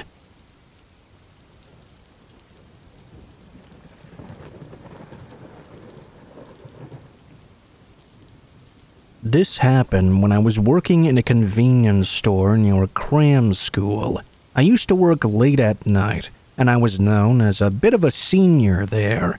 I had more experience than all the university students who worked there part-time. It was a great place to work if I'm being honest. I have some really good memories of being there. This experience, though, tops the list of memories, and it's not exactly a fond memory either. It's definitely something I'll never forget, though. Our convenience store didn't get all that busy at nighttime, so me and the other staff members often found ourselves free on most of the nights. When we had this free time, we'd kind of just hang out in the back together, eat, and read magazines. It was really great, actually. One night, while we were doing our usual thing of hanging out in the back, I was on shift with a junior, and I was checking the security cameras. I really liked this particular guy. He was nice, and we had a good back and forth. We used to have a lot of fun discussions about movies and stuff. Always just a great partner to have around. The monitor in the back room was split up into 4 sections. 2 parts of the screen showed the cash registers, and the other 2 parts of the screen showed portions of the aisles. When I looked at the screen, I saw there was a woman stood by the magazine rack. Nothing wrong with that, of course. Customers come in and out all the time, and often browse things for a moment. However, this was a bit different. Neither of us had heard the entrance chime when she came in. She had this long, dark hair, and looked very disheveled, for lack of a better term. My coworker noticed her as well, and said, "Hey, I didn't hear the chime, did you?" To be honest, there had been occasions where the chime didn't ring at all in the past, so we carried on talking without giving it much thought. What we usually did was just come out of the back when the customer approached the register. After a while, though, the woman didn't appear to be moving at all. She was just standing there perfectly still like a statue. She didn't even grab a magazine to browse. She was just kind of staring off into space. My coworker asked me if she was planning on shoplifting, perhaps. It hadn't occurred to me, but it could be a possibility. It was pretty odd that she hadn't moved at all. We had an idea. We were going to go out and check on her. We would go in a pincer movement, coming from either side. You know, make it look like we were stalking the shelves or dusting them, to ensure that she wasn't actually trying to steal something. We walked right up to the magazine rack, but when we arrived, she was nowhere to be seen. We headed back to the back room, thinking she must have left without buying anything. Oh well, whatever. When we got back to the staff room, though, I looked at the monitor again and was shocked to see the woman standing in the same spot at the magazine rack. Well, how the hell did she do that? Was the monitor malfunctioning or something? We spoke about it amongst ourselves and decided to go out there and check once again. We headed out in the same pinching movement as before, toward the magazine rack. Once again, she was nowhere to be found. How was she doing this? We rushed back to the staff room. I, for one, was absolutely chilled by what was going on. I felt a cold sweat on my forehead. I couldn't explain what was happening here. We were quiet. The first thing my colleague did was check the monitor. He told me that once again the woman with the dark hair was gone. I was feeling relieved. I thought he must have been feeling the same. Something weird was definitely going on, though. I wanted to see the monitors for myself, so I leaned over my colleague's shoulder to get a closer look. "Don't move," he said. I listened to him and froze in place. He sounded scared. I stayed next to him thinking, what the hell is going on? I was worried. Was he all right? Did something happen? I looked at the reflection on the monitor, not the live feed, but the reflection on the glass. I could see our faces, but there was something else behind us as well, a figure that I immediately recognized. It was the woman we had seen earlier. I felt my back go completely stiff. We were frozen in place, watching that reflection for a minute straight. All of a sudden, she darted backwards and toward the left. We stayed there for another minute, too scared to move at all. I tried to calm myself down until I couldn't bear it anymore. I looked away and slowly turned around in fear, expecting to see her hiding somewhere behind us, but to my surprise, she was nowhere to be found. We both backed away from the monitors in silence. "Something's going on here," my colleague said, as if he wanted me to agree that he wasn't going mad. He looked at me with these pleading eyes. I looked away and said, "Yeah, I agree." By the time I looked back, he was completely fixated on the monitors again. I felt my heart sink in my chest. What the hell was going to happen next? I looked at the screen, and once again, the woman was back out by the magazine rack. Only this time, she was turned up and facing the camera. She smiled and slowly opened her mouth and began to say something that I couldn't quite make out. I'm not exactly a lip reader here. Without saying anything, my colleague ran out the back door, leaving me alone in the store. As much as I also wanted to run out right behind him, I had a responsibility as the senior staff member. I spent the remainder of the shift stood out front by the register. I figured that if I didn't look at the monitors, then I could visibly observe whatever the woman was doing. But as far as I know, since I didn't check the monitors, that was the last time I saw that woman that night. I was pissed at my colleague for sure, but he apologized very sincerely and I forgave him. It was the strangest and scariest experience I've ever had. I don't think I'll ever be able to explain what exactly happened that night.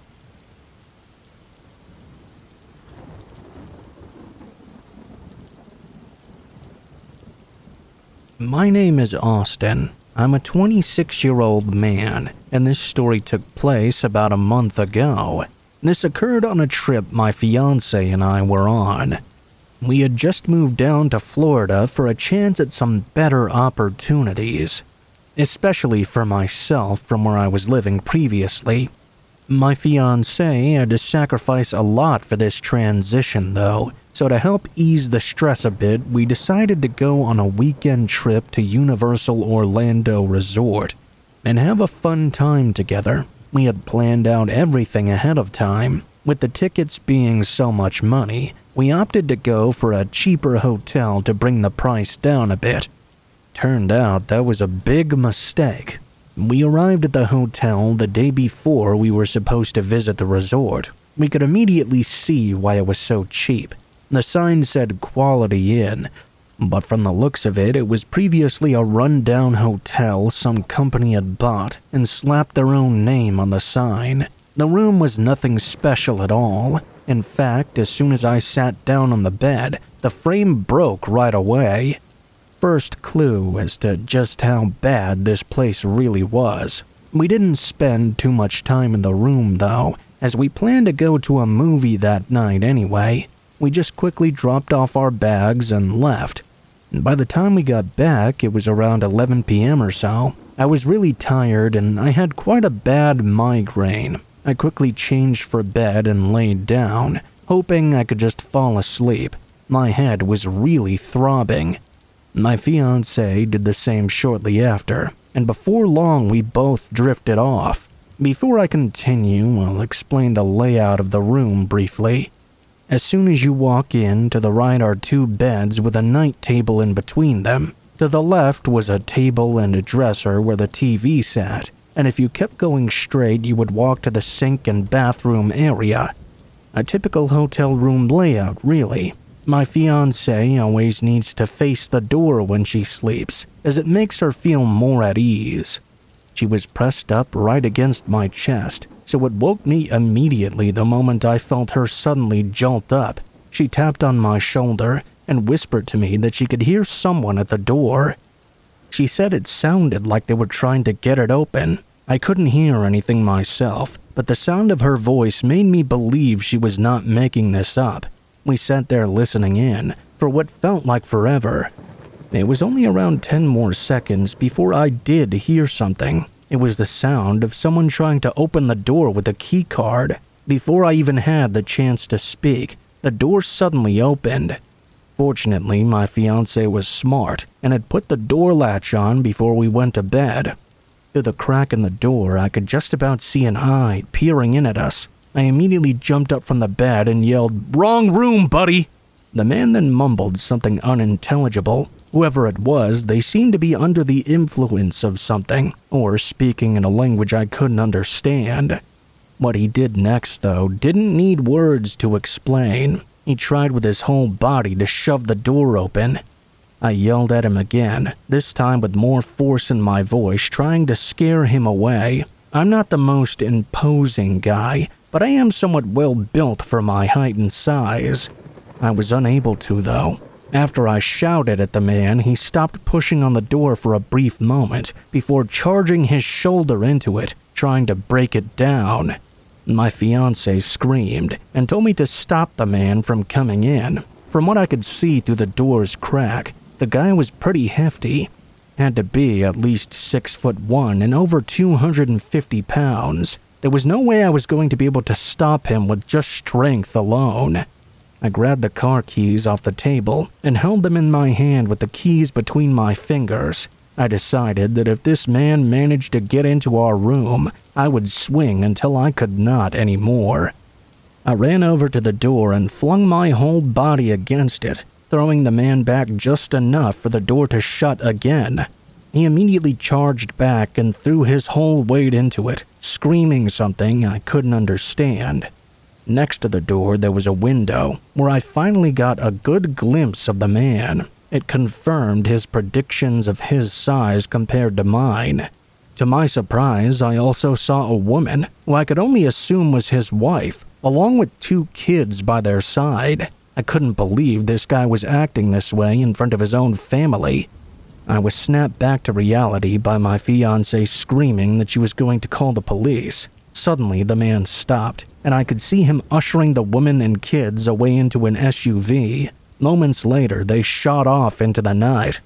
I didn't know exactly where they went, but I told my fiancée to call the front desk anyways, to let them know what just happened. Nobody answered, so I decided to go to the desk myself and speak to whoever was working that shift that night. I walked into the lobby where a line was already forming, so I had to wait. After about 20 minutes, I was second in line when a lady approached the counter and spoke. When she started to speak, the words she said sent a chill down my spine. "Hey, we just used this key card to get into the room, but there were already people in there. It was the wife, the man who'd almost busted down my door." I immediately started to look around. Once I looked behind me and out the doors that open into the lobby, I could see the same man standing there beside his SUV. I didn't make a move, not wanting to draw attention to myself. I turned my head back toward the desk and kept it that way. The lady left with a new key card. It was then that I approached the desk and explained what happened to me. The lady behind the desk told me it was her fault. She had given those people the key to our room by accident. I was so angry that this woman seemed to act as if whatever had just happened to my fiancé and I wasn't anything to be particularly concerned about. I told her to write down a note that I would be back in the morning to speak with the manager about leaving early and getting a refund. I was more pissed off than I cared to admit. My fiancé didn't want to stay there for the night, but it was already too late to find another place. We relented, and once morning hit, we packed our bags and made our way to the front desk. We fully expected the manager to have been filled in on what happened, but once we got there, we found out that was not the case at all. The manager didn't know anything, and even said he'd asked the woman working the night shift if anything in particular had happened that night. She told him no, that nothing had. I was more pissed off now. The manager gave us a refund and checked us out early, while apologizing profusely. I just wanted to get the hell out of there. Thankfully, the rest of the trip was pretty great, and we had a good time at the resort. I'm glad my fiancé had the awareness to put the latch on the door that night, because without it, that man could have simply walked right in. Even with his family standing right there, he acted like a deranged lunatic. I was prepared to attack him if he managed to get inside. Something really horrible could have happened that night, over a simple misunderstanding. Always be aware of your surroundings, and never compromise when it comes to your personal safety.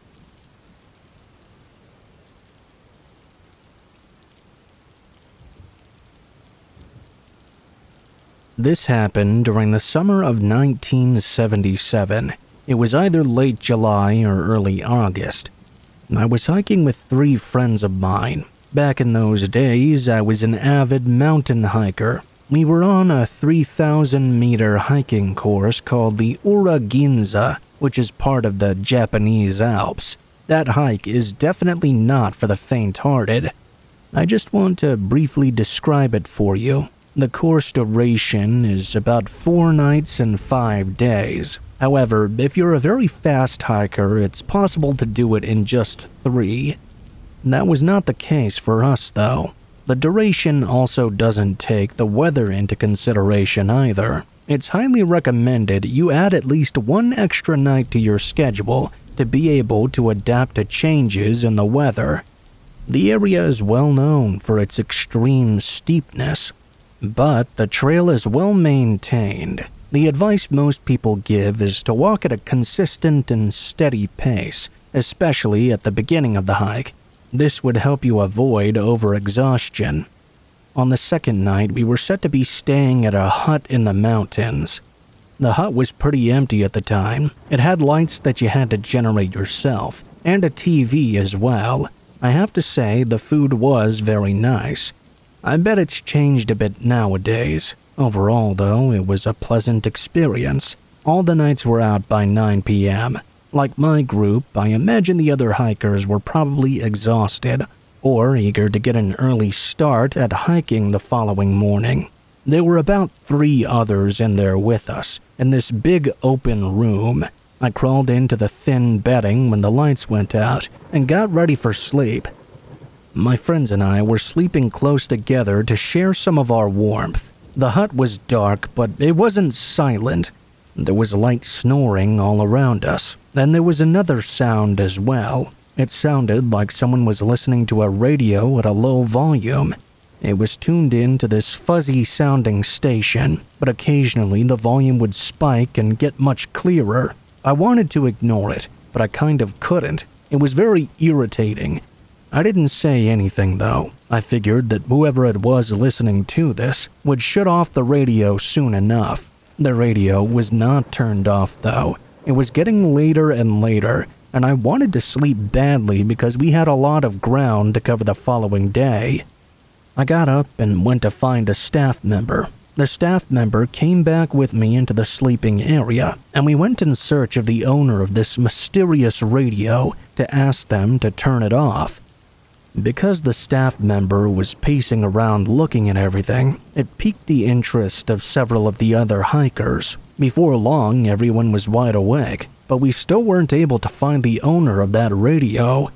No one came forward to claim it as theirs. The staff member went over to the area where we'd all stored our gear and found out the radio was playing in someone's backpack.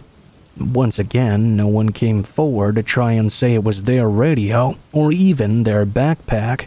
The staff member unzipped the bag fully and took the radio out. He turned it off and we stood there a little confused. The staff member broke the silence. He said he recognized this bag. Apparently, the guy who owned the bag had arrived with a load of gear and seemed very well prepared, but had never come back the following morning to retrieve his gear. Apparently, he just disappeared. He left in the middle of the night on the route down from the mountain hut. It would take longer than a day to go back if he needed to. It's unknown why the owner of this radio and bag left without his belongings, or even his coat either. The staff member had a look on his face that seemed to say, "I've seen this before," so I asked him what he thought happened to the owner of the radio. He replied that there was of course no way the man could have gotten down in just one day. Even in the summer it would be considered suicidal, if you catch my drift.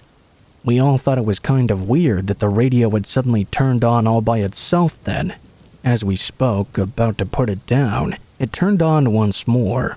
Something about the fragments I could hear in the darkness of that hut and the lonely mountain made me think it was someone trying to contact us. Some of the words that came across through the radio stuck with me. It almost seemed like someone was calling from beyond, asking for some sort of help. It sent shivers up my spine just thinking back on it. I remember just hearing the words, "I'm right here," over and over. I'm not sure if that meant that this spirit was someplace else, or still here in our realm. I think about the owner of that radio every now and then, and I can't help but wonder about what led him to leave the hut on his suicidal mission in the middle of the night, what led up to his final moments.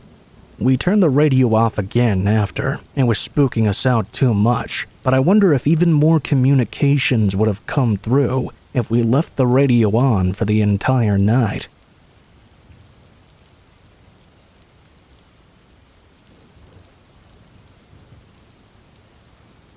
I'll start off by saying that this isn't my story. It's a messed up experience from when my older cousin Dylan was just a kid.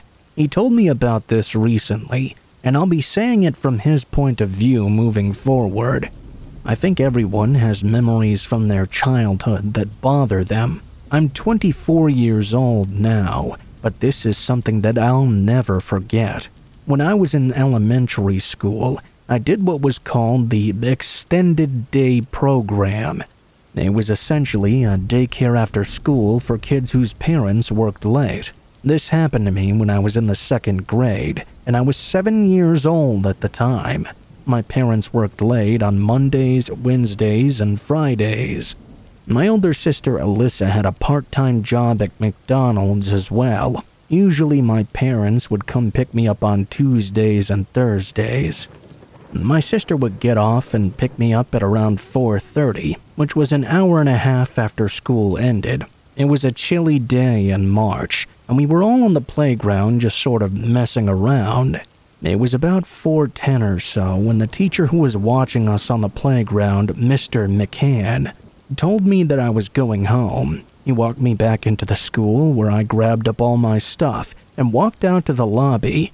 There I met a young woman who was no older than 30 years old.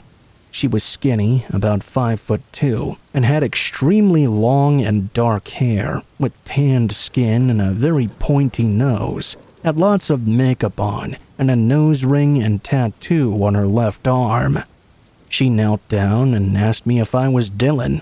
Me being a dumb kid, I said yes, and she introduced herself as Heather. She told me she worked with my sister and was here to pick me up, since apparently my sister had to work extra late that day. As a side note, she never once mentioned my sister by name. Anyway, she grabbed my hand and started to drag me out to her car together. Obviously, I didn't yet realize anything was wrong. No alarm bells were going off in my head or anything. Again, I was a dumb kid. When we got to her car, she offered me some M&Ms. I thought she was just being really nice to me, so I ate them. I know what you're most probably thinking, but luckily they just turned out to be normal M&Ms. At first, nothing seemed off at all. Heather actually took me down the right way that my parents and sister would always take me to and from school. It wasn't until she passed right by my street that I started to realize that something was off here. I told her that we'd passed by, but she only responded by saying okay and kept going down the main road. She no longer had that caring, friendly tone that she had when I met her less than 30 minutes before this. Now she seemed very cold and standoffish, not really caring about how nervous I was. I asked her if she could get me a Happy Meal, and she responded by telling me to shut up. After a couple of minutes of silence, I asked her another question, and her answer terrified me. "So, are you and Alyssa friends or something?" "Who's Alyssa?" My heart and lungs dropped to the pit of my stomach. Even as a kid, I knew that meant I was in serious danger. I started crying, afraid of what was going to happen next. Heather kept screaming for me to shut up, and even reached over and punched me a couple of times. Eventually, she got so fed up with me that she pulled over and put the car in park. She pulled out a roll of duct tape from the center console. Just like in an action movie, though, a police car just so happened to pull up behind us right on time.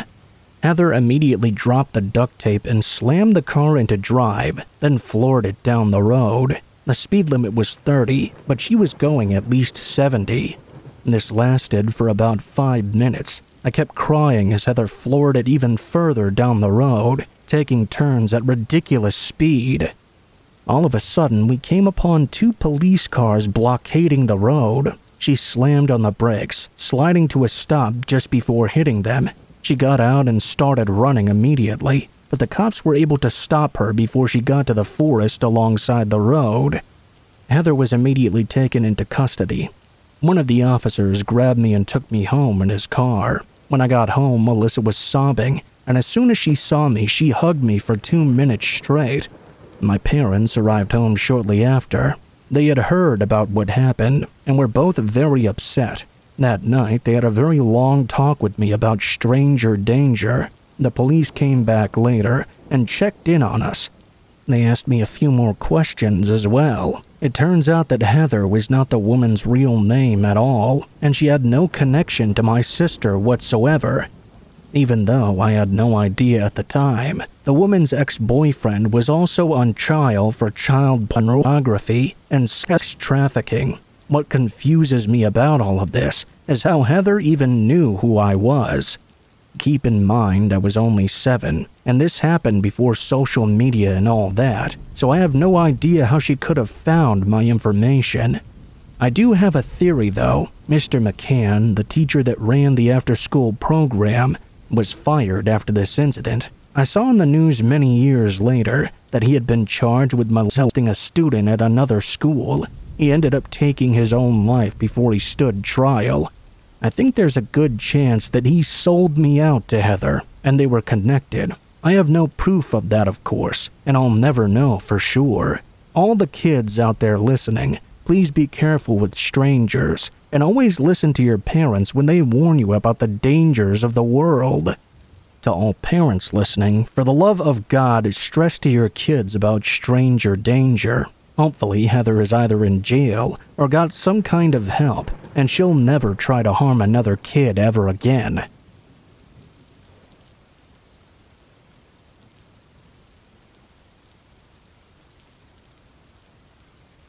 I'll try to keep this as short as I can, because I don't really know a lot I can say about it. It's all very confusing to me.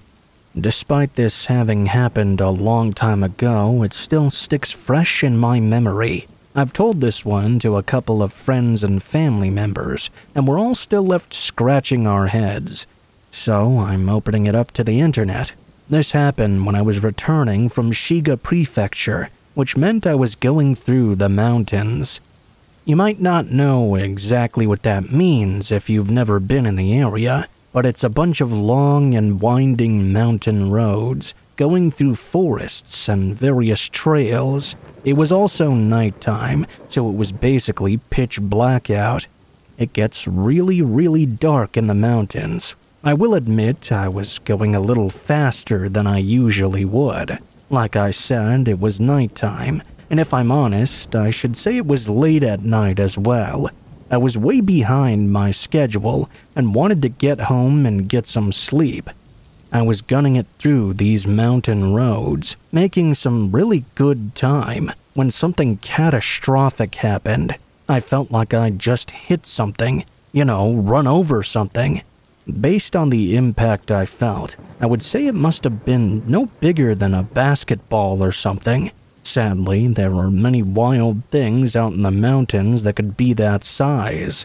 I screeched the car to a halt and pulled off to the side of the road. I parked and looked back, but I couldn't see anything in the road. That gave me a bit of relief.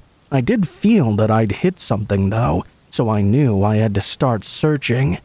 I got down on my hands and knees and looked beneath the car to see if I could see any damage. I couldn't see anything though. It was dark, so I grabbed my phone and activated the torch. I shone that bright light under my vehicle and searched all over.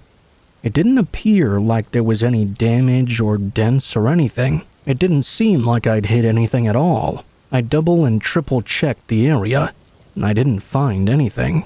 I didn't think there was much else I could do about this, other than get back in my car and head home. It was really weird, and to be honest, I really didn't want to leave. I knew I'd hit something, I just didn't know what it was. I had to leave though. There was nothing I could do, and no evidence of what it was. I just drove home completely perplexed about this. I couldn't come to any meaningful kind of conclusion. I kinda forgot about that incident for a while, but I was reminded of it when a friend of mine called me one night. My friend called me regularly, and we would talk about all sorts of things. That night, he called me to tell me that he'd just had a similar experience to mine. He was driving through the same mountain passes, and that was when it happened. He said he'd screeched his car to a halt because he'd hit something, and just like me, when he got out of his car to check, he couldn't find anything at all. He was reminded of my experience, so he got back in that car and left. I thought it was more than a coincidence that both of us had had the same kind of experience, and that got me thinking. I think that someone had set some kind of trap up out there. Let me explain what I believe. I think that someone set something on a fishing line or something with the intention of getting someone to step out of their vehicle. I thought it might have been some sort of carjacking thing. I don't have the greatest car in the world, but my friend does have a nice one. He sunk a lot of money into making it top of the range. We both got out of our cars and weren't robbed at all. That made me think a little more, and I wonder if it was because we were both men, and maybe this was a trap intended for people of the opposite sex. That really unnerves the hell out of me. Naturally, I reported this suspicious occurrence, but it didn't amount to anything. Damn, the mountain roads at night can be really terrifying.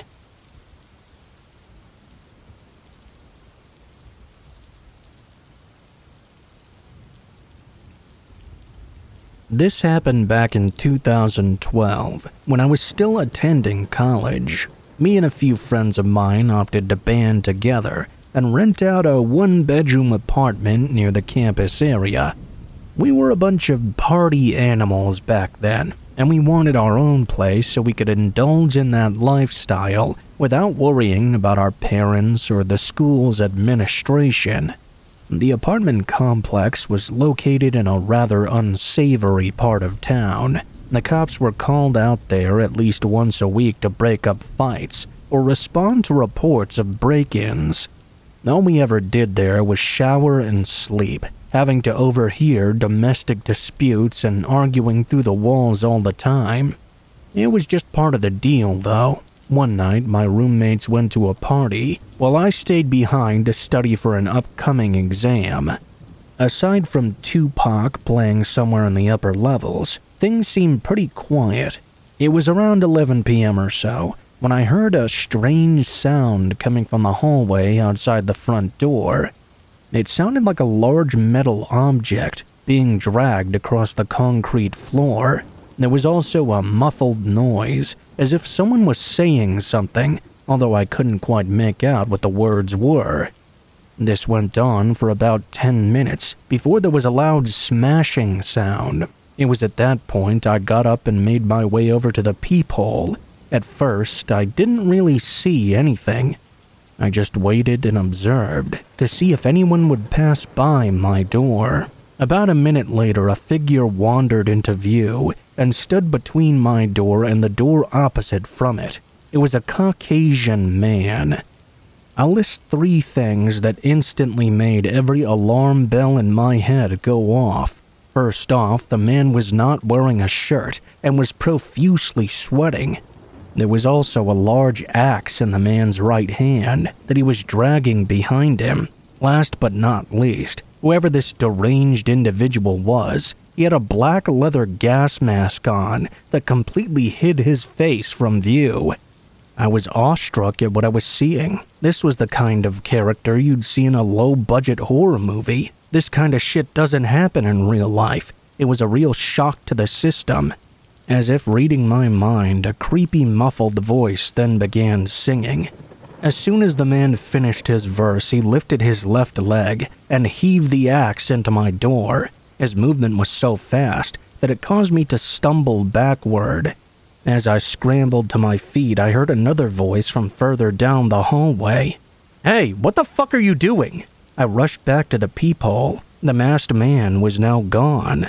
To the left of my front door was a fire escape, where he was able to make a quick getaway. I then saw the apartment security guard step into view, with his taser already drawn. "Hey, do you want me to call the police?" I shouted through the door. "Yeah, if you don't mind." "Alright, I'm heading out to cut them off." I immediately called the police and explained the situation to them. Unfortunately, the masked man managed to evade both the security guard and the police as well. The complex was surrounded by a small forest, and there were just too many ways for the man to escape. After the lease was up, I moved out of that hellhole. A lunatic pacing up and down the hallway outside my door, wearing a gas mask and dragging an axe behind him, was the straw that broke the camel's back. It was a terrifying experience, but I can look back on it now and sort of laugh a bit. I hope you enjoyed my story, and stay safe out there, guys.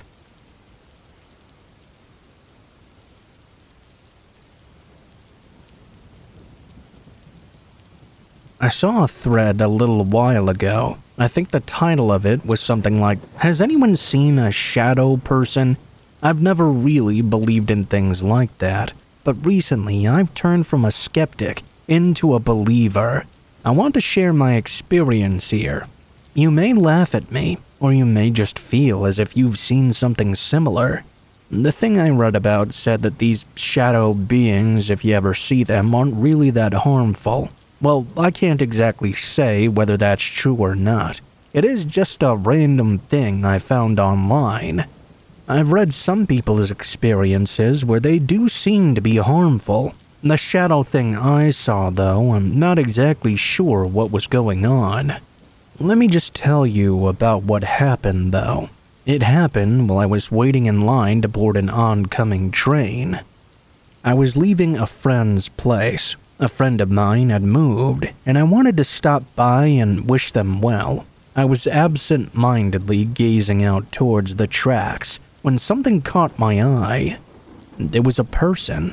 Well, not quite a person, I guess. Something human-shaped that appeared on the tracks. It was raining out, but it wasn't really affecting my vision. I had to blink and rub my eyes to make sure I wasn't seeing things. I couldn't really tell if this figure was a man or a woman. All I could see was a shadow. This is going to sound completely strange, but it almost kind of looked like a television searching for channels but darker. You know, the static sort of thing. One thing I noticed almost instantly, though, about this figure on the tracks was that it appeared to be missing a part of its left leg, just below the knees. I couldn't really make out any facial features of this shadow, obviously. I could tell that the head had a strange shape to it. It looked like part of it had caved in or something. This all probably sounds like the ramblings of a madman. I didn't really have time to fully process or question it, though. There was a train pulling in. I really still thought it was a person on the tracks, despite how strange this appeared. I was shocked that no one else around seemed to be reacting to it. Not one person in the line for the train seemed to see what was unfolding.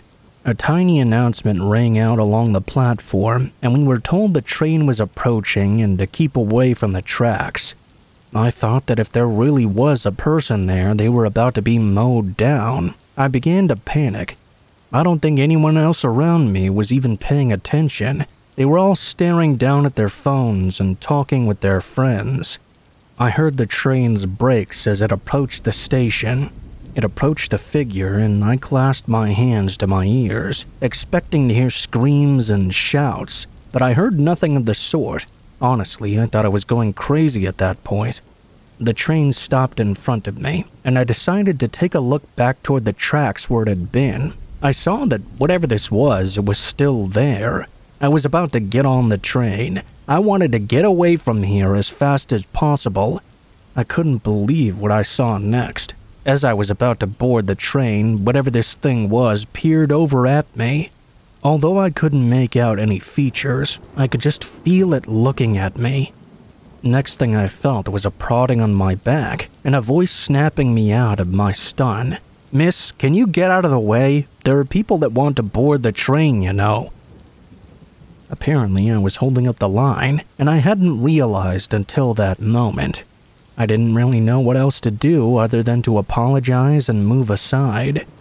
I backed off the train, causing a bit of a scene. I watched the train leave and saw that shadow thing was now on board with the other commuters. It was looming over a passenger standing by the door, almost appearing to study her. I didn't really know what to think anymore. I worried about that passenger, and I worried about myself too. Was that even real, or was that something that I just imagined in my head and I'm losing it?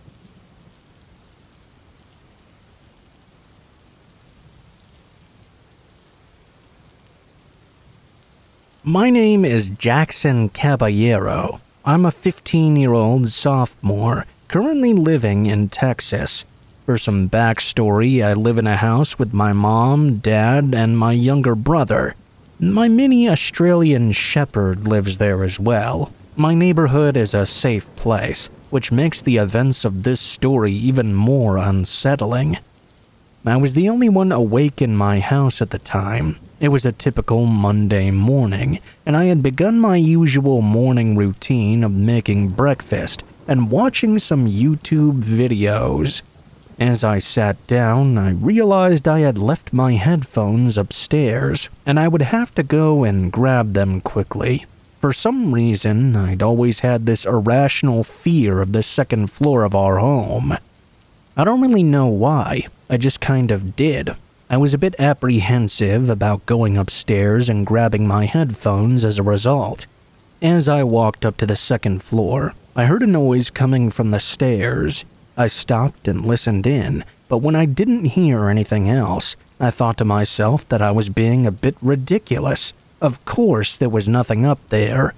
I walked up the stairs and grabbed my headphones off the table, but I was surprised when I turned around. Out of the corner of my eye, I saw the bathroom door move, as if someone was hiding behind it and looking at me. Whoever it was tried to duck behind the door, not seeming to notice that I'd seen them. I froze mid-step and turned my face toward the door. All the lights were off inside, and I didn't want to alert whoever was in the bathroom. As my eyes adjusted to the darkness, though, I saw a stranger looking at me through the crack in the door. I nearly lost it. I ran down the stairs as quickly as I could and immediately called the police. The operator said to stay on the line, just in case something happened. I heard a loud thud from outside, and it made me look out the window.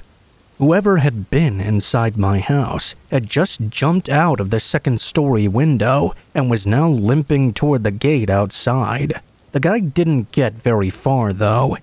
2 police cars pulled into the driveway and stopped the man. The whole commotion woke up my family, and I had to explain to them and the officers what just happened. The intruder was arrested and ended up getting a prison sentence for breaking and entering.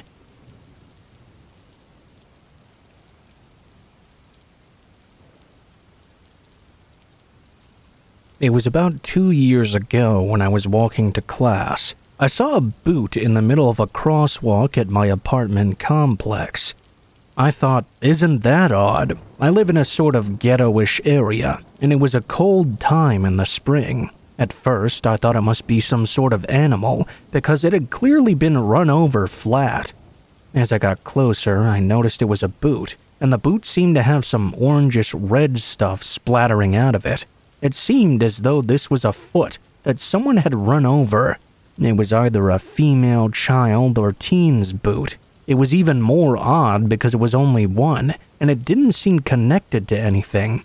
Here I was staring at a boot with a foot in it that had been run over by someone.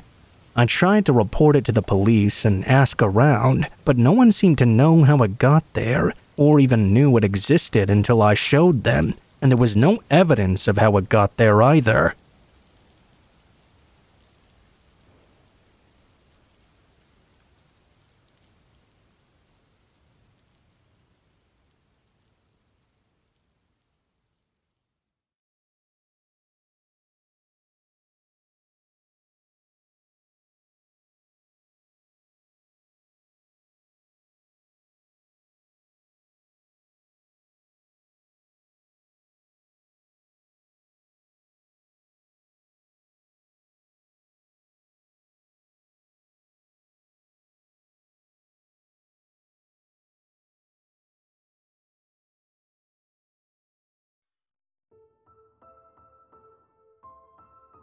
What is up, guys? Blue Spooky here. Thank you guys so much for watching, especially if you made it this far to the end of the video. If you liked the video, please be sure to like, share, comment, and subscribe if you feel so inclined. If you have any feedback for me as well, be sure to leave that in comments below the video. If you guys have a story you'd like to send in, or if you'd like to contact me for any reasons, there will be links to my social media in the description below the video, including my Facebook, Gmail, and Twitter accounts. Go ahead and send me a message on any of those, and I'll try to get to you as soon as possible. If you do decide to send in a story, please be sure to include in the tagline what the name of the story is if it has one, what type of story it is if it has one, and how you'd like to be credited in the description below the video. Please make sure to include as much detail as you feel comfortable with, and try to use as much proper grammar as possible to make sure you have the highest chance of appearing in a future video. Overall, I think that's pretty much it for now, guys, so thank you so much for watching, and I hope you guys have a great day.